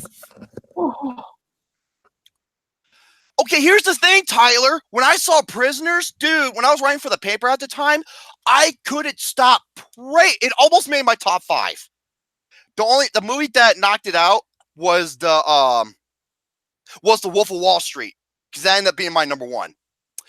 I love Prisoners, and Hugh Jackman and Chiwetel Ejiofor were my main pick. Wait, salt water is bad for your health. And Hugh Jackman, to me, other than Logan, that's his best performance. I couldn't get enough of that. I'm sorry. Sorry, I hated Blade Runner 2049. Dude, Jay Vaters, when I did my written review for this movie, I got shat on for months. And it almost made my 10 worst films of the year. I'm sorry, man. Okay, I told you this list was going to piss people off, and I had the original Blade Runner. I think you pronounce his name really close. Next one. Oh my God! Just when I thought I didn't get enough hate, La La Land. Sorry, I love it the first time I saw it. It was, oh, you get the fuck out of here, C.A. Cougar. I loved it the first time I saw it. It was called Sing Street. Sorry, I couldn't stand Blade Runner 2020. La La Land, as I like to call it, Poo Poo Land. Damien Chazelle, what the fuck happened to you? Next one, Gary, you're gonna love this. Boyhood. Okay. Oh man, I'm just gonna shut the fuck up and just say I hate that movie so much. It's my personal number 1 overrated film of the decade. I don't blame you. I'm sorry. Fucking Richard Linklater's 3-hour movie about a little kid who grows to become a hipster douchebag cameraman who I fucking hate. I'm sorry. Like, the only character I like from Boyhood was Ethan Hawke. So I told you were gonna hate this movie. I hate my list. And the last one, The Tree of Life. So the speed of light slows down. I was gonna put wait, Boyhood has 100 on Metacritic. Well, good for them. I don't get it. I give Boyhood a 1.5, 2 out of 5. La La Land, that's what I get. Oh, and one more film. I hate this fucking movie with a passion. This was my Foxcatcher of this year, of the year it came out. Martin Scorsese's Silence. Hated it. I told you you would hate this list, man. Okay. You know what? Let me get on people's good side, because people are ready to come after my ass with pitchforks and torches and fucking spears and swords and harpoons. Ooh. The Master was a thought. It almost made my list. Drive almost made my list. Oh my Sorry, God. Jay Vaters, man. Wait, when are we hanging out? I don't know, Elsie Muscles. Shakespeare in Love was one I almost put on here. American Beauty didn't bore me. It pissed me off because of its one-dimensional bullshit. Gone with the Wind, yeah. Okay, weekend movie previews. Here are the latest films that are coming out tomorrow. Get my shotgun out here. Shotgun. Well, you got the shotgun's my favorite weapon to use in Doom. Well, okay. If you have the super shotty, power it up all the way, because you can fire both barrels twice and it only uses 2 shells. It's crazy. Yeah. By the way, one more time. Drive. I'm sorry, dude. I love Drive when I saw it the first time. It was called Fast 5. Here we go. There are 4 main releases that are coming out. First one is a movie that I was really looking forward to. And then I heard the mixed reaction. I'm like, oh shit. It's called The Dead Don't Die. This is the zombie film with Adam.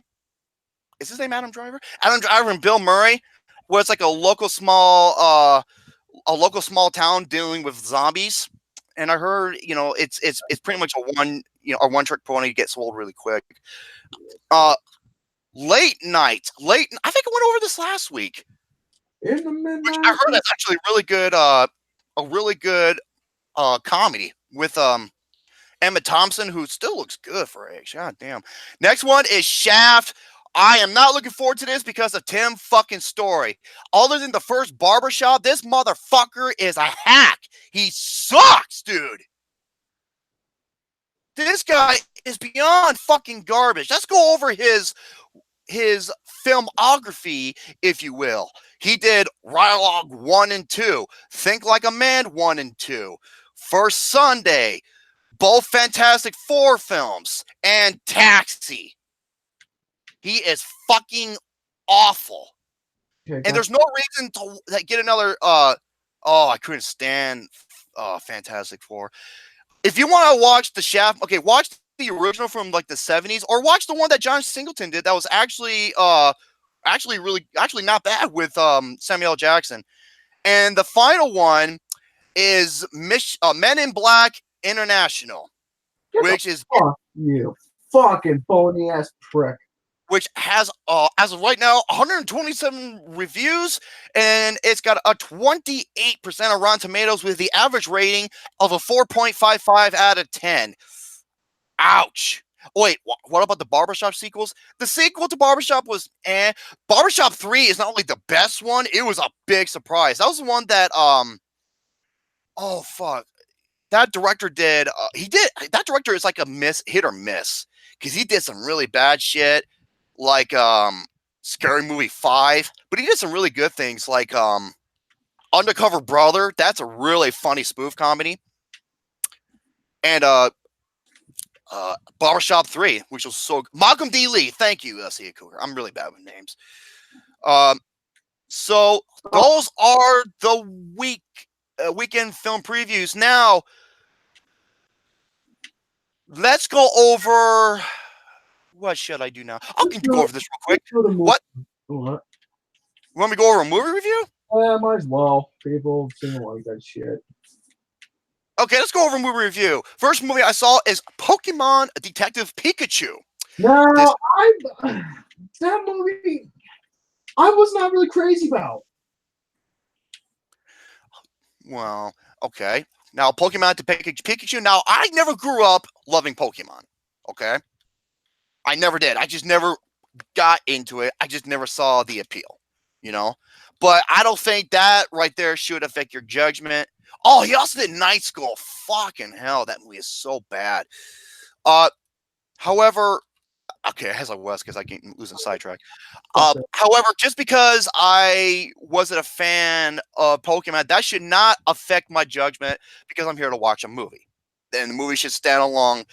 It should stand out on its own merits. Girls Trip was fucking funny. That was the film that Rough Night should have been. So with Pokemon Detective Pikachu, it's, as the title suggests, is a detective movie. Oh my god.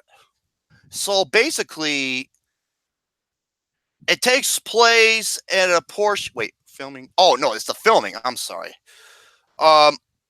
It centers around the character Tim Goodman, played by Justin Smith, who was a former Pokemon trainer, and he gets the word of mouth about what happened to his dad during an investigation. And when he goes back into the city, he encounters Detective Pikachu, played by Ryan Reynolds, and both team up together to solve the mystery of what happened not only to Detective Pikachu, because he suffered from memory loss. Go ahead. Well, you know what? That is actually okay. Well, because he thought his dad was dead at first. But you have a good point. That is one of my critiques, Tyler, believe it or not. Now, here's what I have to say as a whole. Does this movie have problems? Absolutely. However, when it comes to video game adaptations, it's a step in the right direction. But let me get the bad out of the way first. First of all, the guy who played Howard Clifford Jr., he was awful. He was like so over the top. He was very cartoony. And also, Catherine Newton, who plays Lucy Stevens, who ends up joining along the case with Tim and Pikachu. Not Bill Nighy. Not Bill Nighy. The guy who plays his son. I thought God. he kind of did, Tyler. And I'm losing track here. Her introduction to this movie was really bad. She came off very quirky, very over the top, very, just like annoyance. But you come to adapt with her, and she kind of becomes a sentimental and well thought out character. And also, like I said, sometimes the performances and the characters can be a little over the top, and like to the point where what the you fucked up. Fucking things. But Catherine Newton, she was good, but yeah, her character could have used some work in the beginning. With the good, Justice Smith and Ryan Reynolds together are terrific, and Ryan Reynolds as Detective Pikachu steals the fucking movie. He was hilarious. Like every time he's on screen, every time he's making a joke or doing something, he's fucking funny. And they couldn't find a better character to play Detective Pikachu than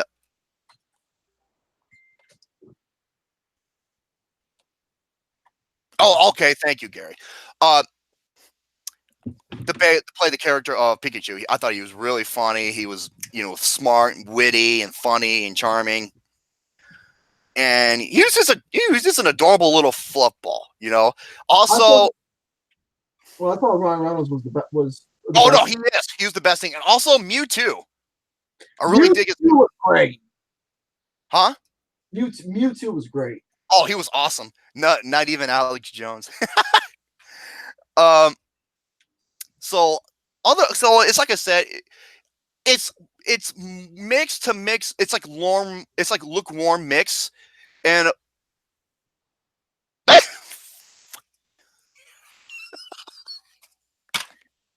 the fuck was that, Mick Rock? Oh my god, you fucking dirty mushroom tip! Ooh. I'm gonna stick my mushroom tip up your butt. God damn it, McRog, you fucking boob job. 2.75 out of 5. It's like I said, there were a lot of problems with it, but it's like I said, when it comes to video game adaptations, it's a step in the right direction. So not too bad. Next movie I saw is Rocketman. Rocketman. I'm pausing my fucking game here. I'm joining on this. I got a review coming out for Rocketman, so stay tuned. But still, this movie was freaking believable. Now, Rocketman is directed by Dexter Fletcher. I think he's an actor turned director, I believe. Rocketman debuted at the Cannes Films Festival, and it was met with glorious praise, and is doing extremely well, not only with critics, but audiences as well, and it has grossed over $110 million worldwide on a $40 million budget. Hence, it did its job.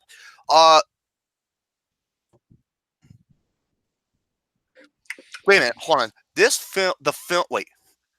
The film was the first major Hollywood production to show a gay male sex scene on screen. I'm not sure. What, Brokeback Mountain? Didn't it not? I don't know about that, but basically this is a biodrama musical about Elton John, from his youth to his breakthrough, coming up to the man you know him as today. And the way that it's presented, it uses his songs and musicals to help progress the story with beautiful visuals, energetic musical tones, and the overall performance of Taron Egerton. Now, folks. Two things. One of them is Taron Egerton is Actor of the Year. Also, okay, now a lot of people say, "What about Robert Downey Jr.?" Everybody in Endgame is more of a supporting role. So Robert Downey Jr. is the best supporting role of the year, without question. Taron Egerton is the best actor of the year. That's what I said, man. Folks, okay, I'm going to say this right now. He didn't portray the role. He was the role. This dude, from the voice to the look to the mannerisms to his physical and mental health, this guy was Elton fucking John. And the thing is, it showed why before the movie came out why you're in the part, and it showed. Oh, by the way, which brings to the second point where it comes to singing. Yeah. Okay, Rami Malek, I can appreciate your work, but go ahead, Gary. This is everything Bohemian Rhapsody should have been. Absolutely. Because this movie dwells into his sexuality, his drug use, his mental state, the critical moments in his life. It hits there, especially where he tried to kill himself. Yeah. It was absolutely, it was stunning to watch a lot of these scenes where he was literally going downhill. But oh my god, dude. The thing is, Elton was able to bounce back and really become better. Oh, yeah, because he's been sober for nearly 3 decades now. Yeah. And it focuses how he met one of the most important people in his life, his songwriter, who they've been working together for 40, 50 years. Yeah. And it dwells into the relationship he had that went really bad, really sour. In terms of its historical accuracies, I'm not sure how historical accurate it is, but it played off more like a fantasy biopic with the songs, but it made sense that way. And it was a really neat approach to the movie. Yeah, it was definitely something intriguing to watch. It's very intriguing. Well, I think that's how he got the role in a way. Because you know how Elton John was in the Golden Circle, which the less we talk about that, the better, because I couldn't stand fucking Golden Circle. I love Kingsman, the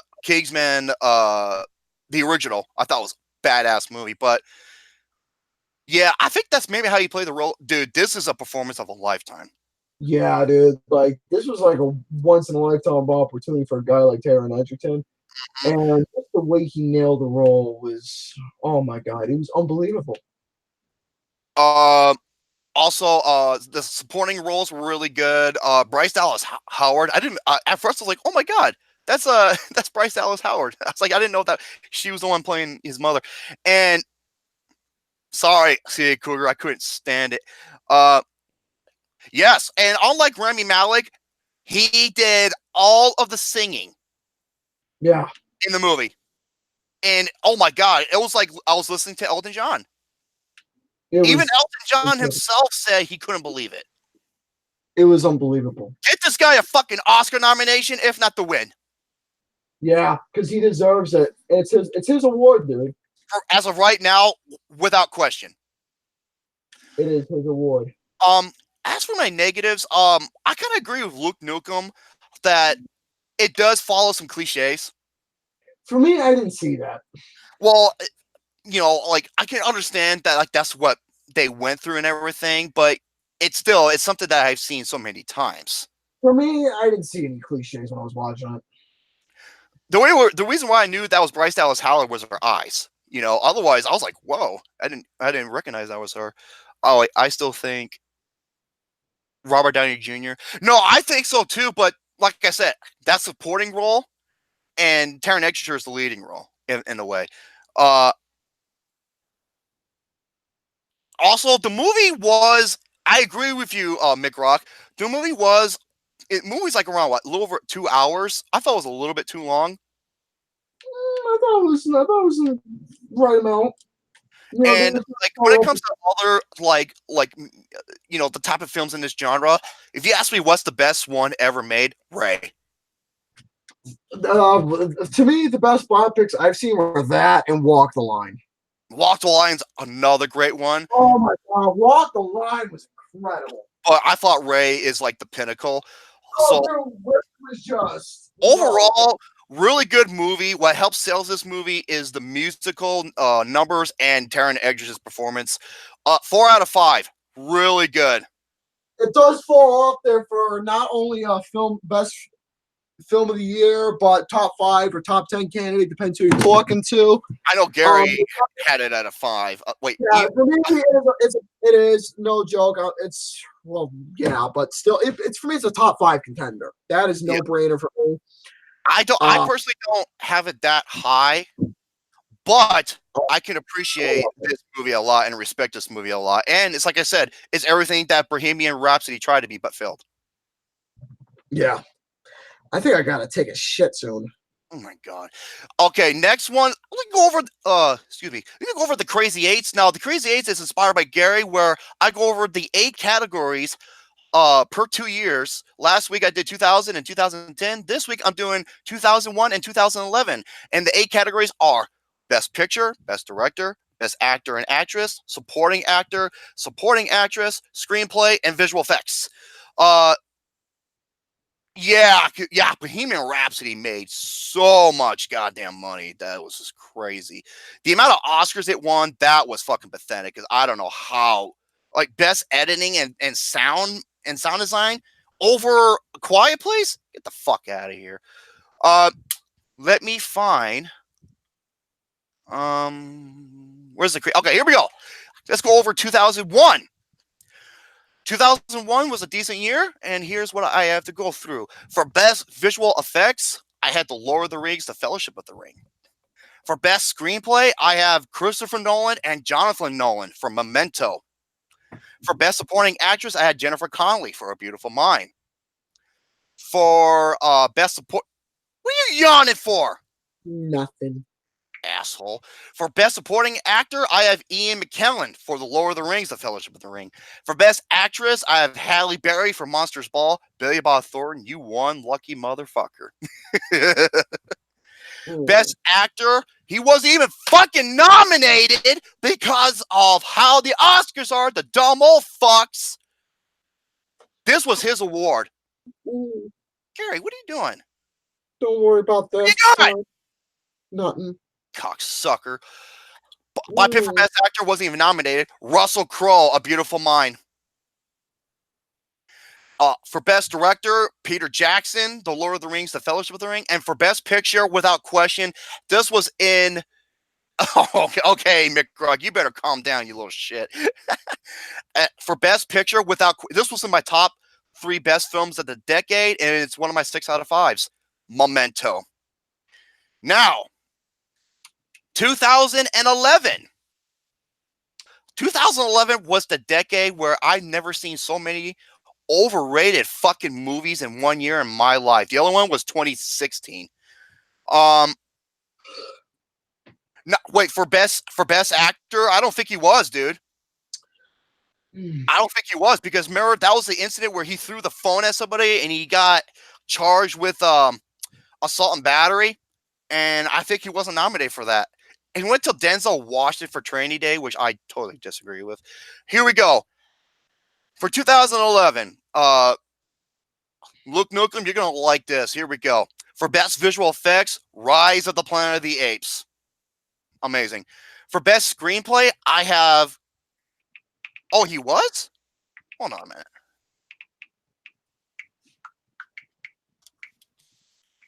Let me just check real quick.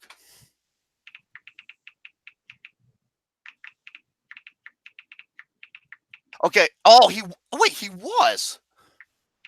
Oh, okay. I apologize. I thought no, he didn't win, which is bullshit. He should have fucking won. It should not have gone to Training Day.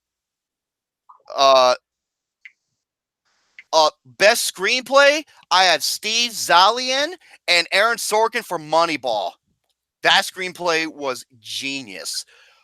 Next one, Best Supporting Actress. I gave the Shailene Woodley for The Descendants. That was her, I think, her directorial, her debut performance. Excuse me.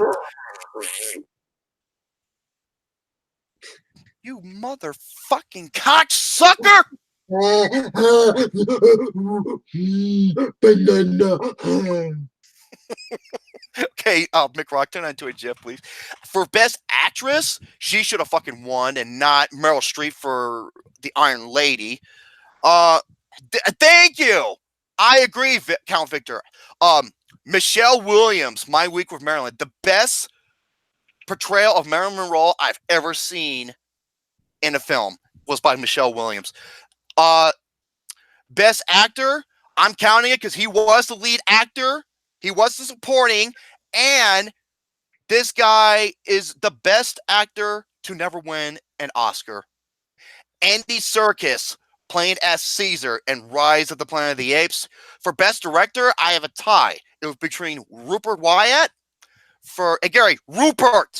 Rupert for Rise of the Planet of the Apes, and Jonathan Levine for 50-50. And Best Picture, 50-50. A movie that got no Oscar nominations. Not one. And it's fucking retarded. Okay. Let me see what I got next. Okay, thank you to Jay Vaters. I hope he's still in the chat. The 12 most overrated and underrated film directors. I'm going to go over the overrated first. Here we go. Nipple. God damn you, motherfucker. Be quiet. Shut up. What the fuck You up. got no shit to do with that freaking ass. So. Okay, here we go. Here's my pick. Now, these are all in alphabetical order, minus mine. I think I have 12, don't I? Just to make sure. 1, 2, 3, 4, 5, 6, 7, 8, 9, 10, 11. You learned to count, so that's good. Shut the fuck up. No. Oh, I had 11? I gotta think of one more. Be quiet! No. Okay, here we go. Some of these actually agree with Jay Vaters when he did his video. First one, David Lynch. Other than the Elephant Man, I can't stand this guy. He's a fucking asshole behind the camera, a real big dickhead. His movies and himself are really pretentious.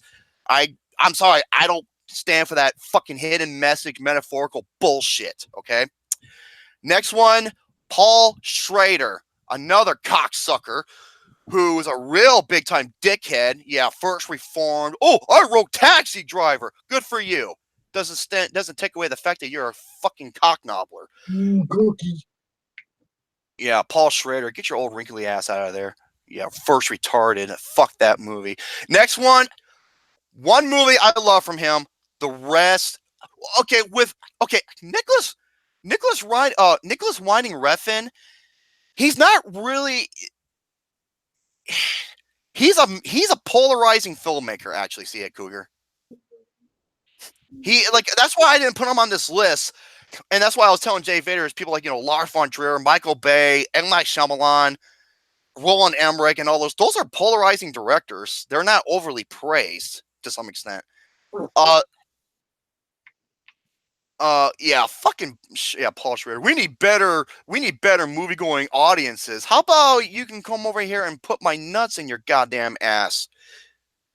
So that means what? You say it's a poopy? Be quiet. Richard Linklater. Other than School of Rock, I can't stand his movies. Even the fucking Before Sunrise series, I thought they were just I'm sorry. That don't have jack shit on say anything when it comes to romantic films. Next one, I fucking hate Richard Dicklicker. Next one, Boyhood. Everybody wants some. Oh God. Oh no. Yeah, I couldn't stand that movie either. Next one, Sofia Coppola. Never liked her movies. Couldn't stand The Bling Ring. Couldn't stand Lost in Translation. Next up, Terrence Malick. Oh, that guy. I'm sorry. If I want to go watch a fucking beautiful scenery, I go to a painting, an art house painting gallery. Thank you very much. With your boring ass. God damn it, James. Next one, Terry Gilliam. Yeah, and the bullshit he said about superhero films. Yeah, what the fuck ever. When was the last time you were fucking merit? Hold a merit. And next of all, yeah, if you don't like his films, he will talk you down. He's done it before. Next one, James, be quiet. Next one, Wes Anderson. Other than Isle of Dogs and Grand Budapest Hotel, he's too damn quirky. He's too damn corny. I don't get his visual or his overall appeal. So I couldn't stand Bottle Rocket or Rushmore or any of his films. Next one, Woody Allen. Oh, no, I do have another one. Next one, Woody Allen, the creepy daughter fucker. Boo. Never liked any of his movies. Alex just texted me, dicks. Sorry, Jay Vaters. Next one, Roman Polanski, the fucking rapist himself. Yeah, he did Chinatown and The Pianist. That's the only two films I give a shit for.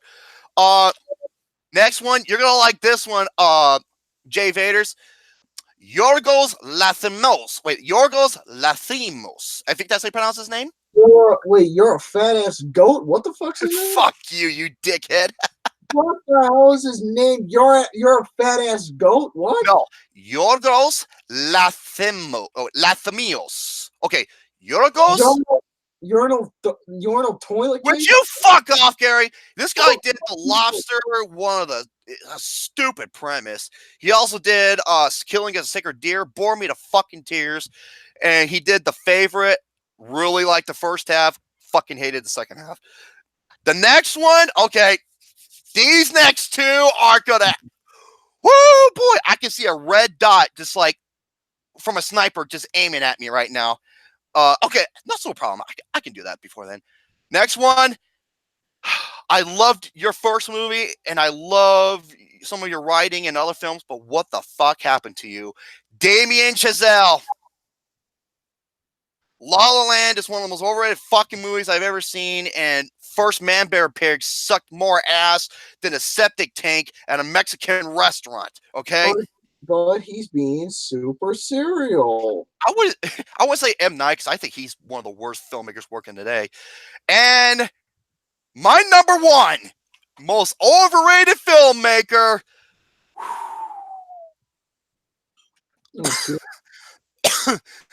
Oh, I gotta take a drink after this.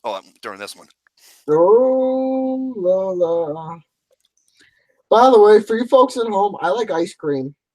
Good for you. You got the same IQ. Speaking of ice cream, he's about as boring as vanilla ice cream. Denis Villeneuve. I have never seen more boring, long shit in my life. But a lot of people ask me, Jerome, why did you hate Blade Runner 2049 so much? Here's what Denis Villeneuve said. I made the most expensive art house film. And I hate art house films with a passion, and I'm proud of it. Excuse me. So once again, hold on a minute. Hold on. Here we go. Here, look at this. Oh, hold on. Here we go. Calm down. Holy fuck, boy. You, my God. You quit that shit. Holy shit, boy. Oh, man, I can bathe in your salty tears. It's so delicious. Does this mean you're excited for Dune? You mean, no, I don't call it Dune. I call it dung. I took a dung earlier. Shut the fuck up. All right. Ooh. Your head looks like a fucking dung. No, the top of your head looks like is a genius. Yeah, he's a genius. You know why? You know why he's a genius, Jay Vaters? Because he saves me a lot of money for not having to buy NyQuil so I can fall asleep.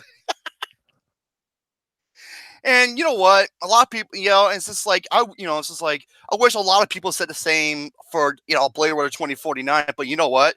They can't because no one saw the movie. It bombed. Oh, zing, bitch! Oh my God! See, No, he's not. Oh my god. Other than Prisoners, oh my god, he fucking did a nosedive. Ugh. He did a nosedive faster than the sequel to Highlander. Now for the underrated movie directors. And Jay Vaters, I gotta agree with a lot of yours, dude. There's a couple that I cannot believe you didn't mention. But so here we go. Shut the fuck up. Here we go. I have a be quiet. I have a tie. Yeah, Hunter. Remember, I know I'm in the vast minority with Denis Villeneuve. I know I am. I'm sorry. He bores me. You know?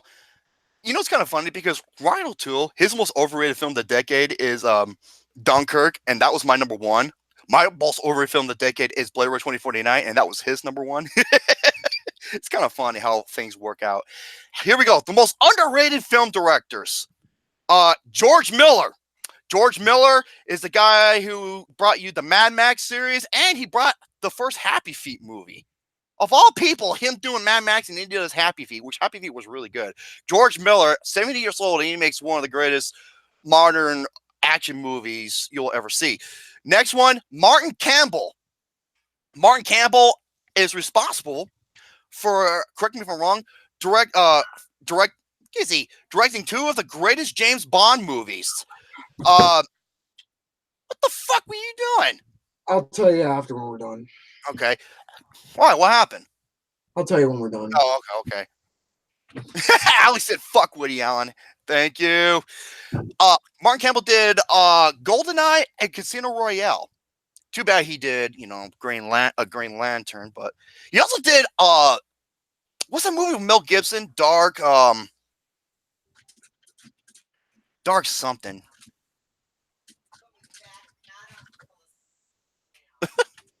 Oh wait, hold on a second, folks. Oh god, fucking really? Okay.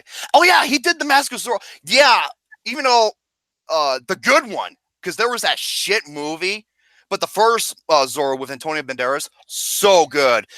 Next one, Jeff Nichols. Jeff Nichols is an awesome indie filmmaker. He did a movie called Take Shelter, which if you have not seen, dude, Michael Shannon in this movie, he gives one of the most unbelievably amazing performances I have ever seen. How he was not nominated for that is a fucking slap in the face. And he also did Mud. Oh, I knew you talking about that director. He almost made my list, see it, Cougar. He was really close. Yeah, Jeff Nichols. Next one. Here's a name I'm surprised you didn't mention, Jay Vaters. Jason Reitman. Jason Reitman, of course, son of Ivan Reitman. He did Thank You for Smoking. He did Juno. He did Young Adult. I love young adults. He did Tully with Charlize Theron. Every time he works with the Diablo Cody, it's shut the fuck up, Luke Nukem. He was awesome in that movie. Next one, here's another one you didn't mention, Jay Vaters. Gareth Evans. He is the greatest action film. Not Tully. It's the movie with Charlize Theron. It's not. Is it called Tully? What's that movie called? Fuck, I'm so bad with fucking names. It's with Charlize Theron, and she hires like a babysitter to help her with her daily routines with kids and stuff. No, not Monster. It is called Tully. Okay. Next one, yeah, Gareth Evans. He is the best action filmmaker working today, and he's an awesome horror filmmaker. Watch Apostle and watch Safe Haven. Not the awful romance film, the third short film in VHS 2. And he did the Raid 1 and 2. The Raid 2 is arguably the best action film of the decade. Next one, another film you didn't say, Jay. I don't know about that, Luke. You all right, Gary? Yeah, man. I know, dude. Next one, Dean DeBly. He's the man who delivered the greatest animated movie trilogy of all time, How to Train Your Dragon. Only you understand this music, man. Oh no.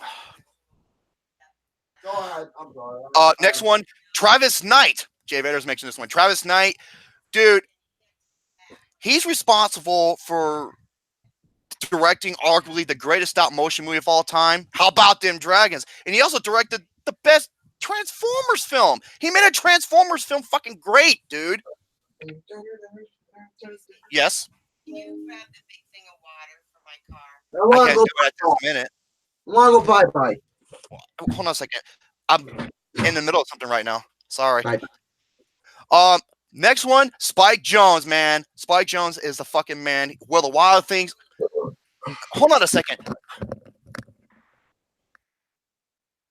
Anyways, ladies and gentlemen, boys and girls, children of all ages, just while he's taking care of that, I just want to inform you all, please stay tuned for some content coming up within the next while or so, because I got some reviews for you all that you might enjoy. Okay, go ahead. I was gonna finish that. Since I managed to make a little border that I want to showcase for you all real quick. Oh, he also did Lilo and Stitch. That's also a good movie.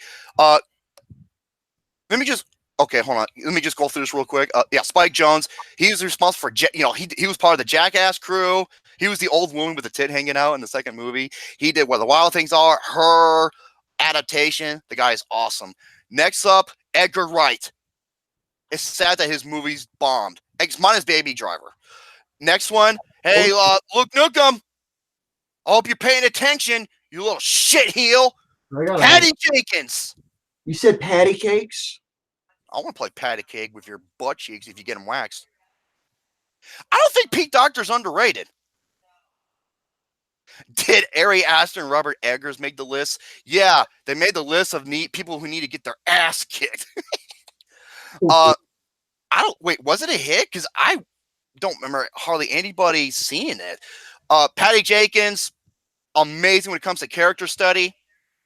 And she directed one of the greatest superhero films of all time, of not only of this decade, but she also directed Monster, that showcases Charlize Theron at her best.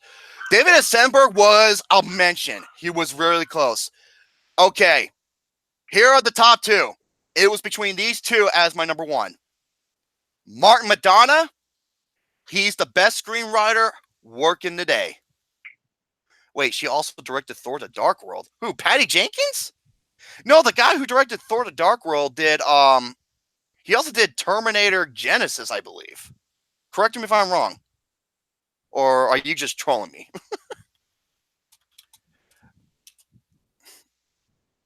Shazam is better. Get the fuck out of here. Alan Taylor. Yeah, that's him. Mark Madonna is the best screenwriter working today. I fucking love all of his movies. I think he's a gem. And the other one is the best horror filmmaker work. Yes, she did. Hold on. Thor: The Dark World? Hold up a second. I gotta look this up because. Be quiet. No, she was supposed. No. Oh, Mick Rock actually got. No, she was supposed to, but it didn't happen. So, and the best horror filmmaker working today, Mike the motherfucking man Flanagan. I can't wait to see what he does with Dr. Sleep. So that is my most underrated movie directors. Go ahead, Gary. Now the floor is yours. Scotland is officially known as the most beautiful country in the world. Oh, that's nice. So anyways, ladies and gentlemen, within the next reviews coming up, if you all have seen the current borders that I've been using, obviously that was inspired from JD from NY206, but I managed to make a border that I'm going to be using for film within the 1980s that you all will be seeing within as time progresses. Because since I keep saying I'm going to go back to where I belong, I never done it until now, and I've already promoted the 80s reviews already. I'm going to do it again. So I want to show you all this little thingy-majiggy I made real quick. So I made this little border. It is going to be surrounding films of the night. Is going to be what I'm going to be using when I review films from the 1980s. It is just featuring things that I absolutely love: MTV, Ultravox, Bill and Ted, OMD, Jack Burton, Pepsi, and this little bad boy right here that I found at person made with a lot of with some of the biggest some of the some of the biggest stars in 80s films. Some of the biggest characters of all time got this on there. Not the whole thing, but a couple. Obviously, film will go here and all that other bullshit. So that's my little border. And stay tuned for some good shit coming. So that being said, that's all I got to talk about with that. I'm about ready to call it quits. Hold on. Because I'm Okay. fucking. I know, man. Okay, let's go over Justin Bieber. See, Justin Bieber. Okay, you probably think, why is this film related? You'll see. Now, not only did he mention another actor, he actually tagged Dana White, who is the president of the UFC, Ultimate Fighting Championship, which is the biggest MMA promotion in business in the world, okay? And he said this in a tweet, and I quote, "I want to challenge Tom Cruise to fight in the octagon.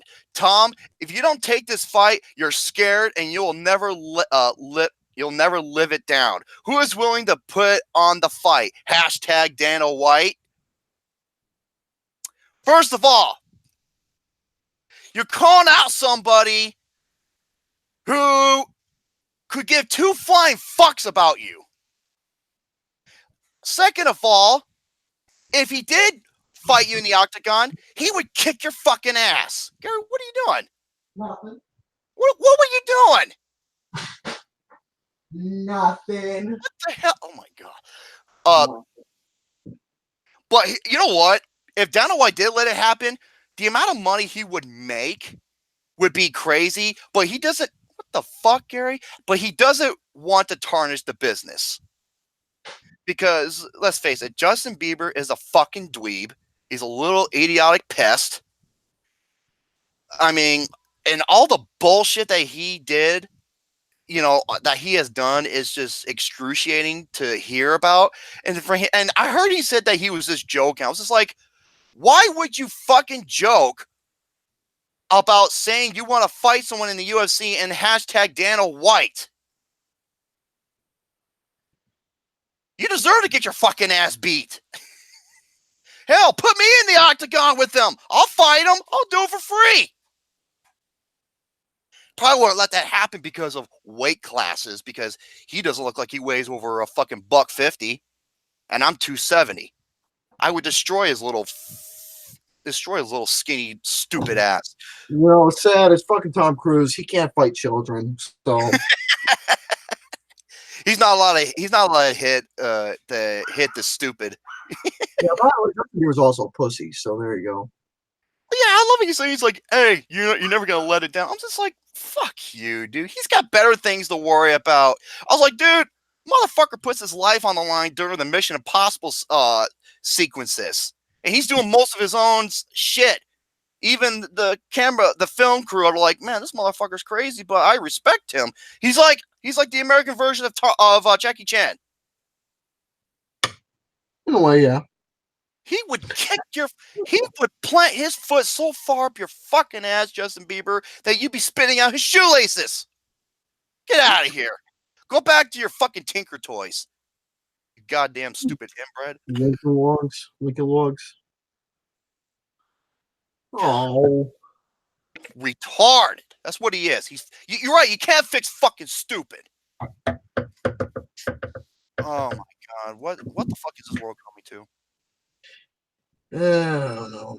Everybody like REM? There you go. Yeah, it's the end of the world as we know it.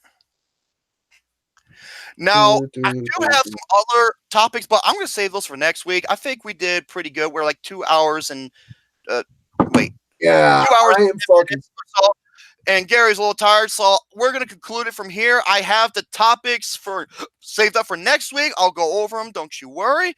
Mr. Garrett Bear, sign us off. Well, ladies and gentlemen, after a long-ass day at the job, I'm tired. My legs are sore. Let's just say I did a lot of work today.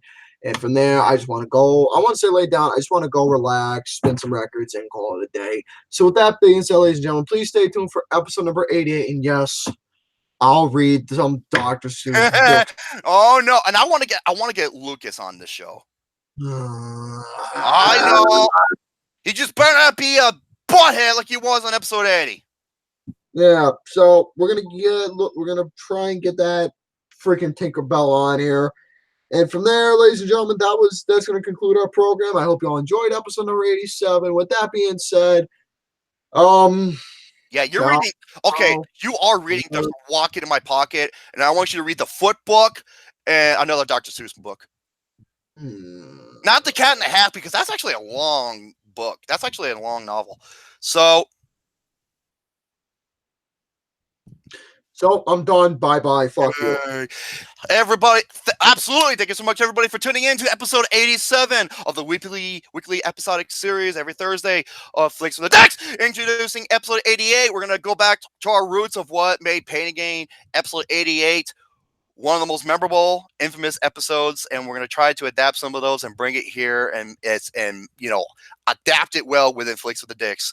Until then, stay tuned. And once again, motherfuck Justin Bieber and his goddamn ridiculous stupid ass. I'm sorry that there isn't a medication to fix stupid. And one more thing, I did a poll exclusively within the network community, and I am apparently going to make a decision here now. The title's going to be Flicks with the Dicks. Majority is going to be movie related, but since it was a nice, random, natural discussion that I added to the program due to the fact, well, it was a nice interaction. People thought it would be nice. I decided I'm going to add discussion of video games to the program. But it ain't going to be overtaking the show.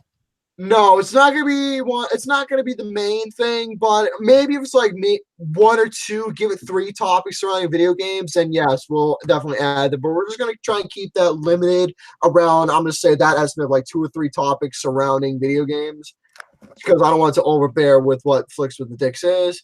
So with that being said, video games is now going to be a topic added to the program, but every here and there, once in a while. So with that being said, I already said my shit. I just figured I'd say that. And I haven't said something I haven't said in a long time. I'm gonna say this for this reason. And once again, fuck boy, Buckethead. Why? Because I heard he's gonna retire from WWE. And good, because you've always been shit as a fucking wrestler. Yeah, you're the most overrated wrestler of all time. Now, if you excuse me, I'm gonna look up some sweet, beautiful, sexy female porn starring the gorgeous Janelle Santini. Good day, everybody.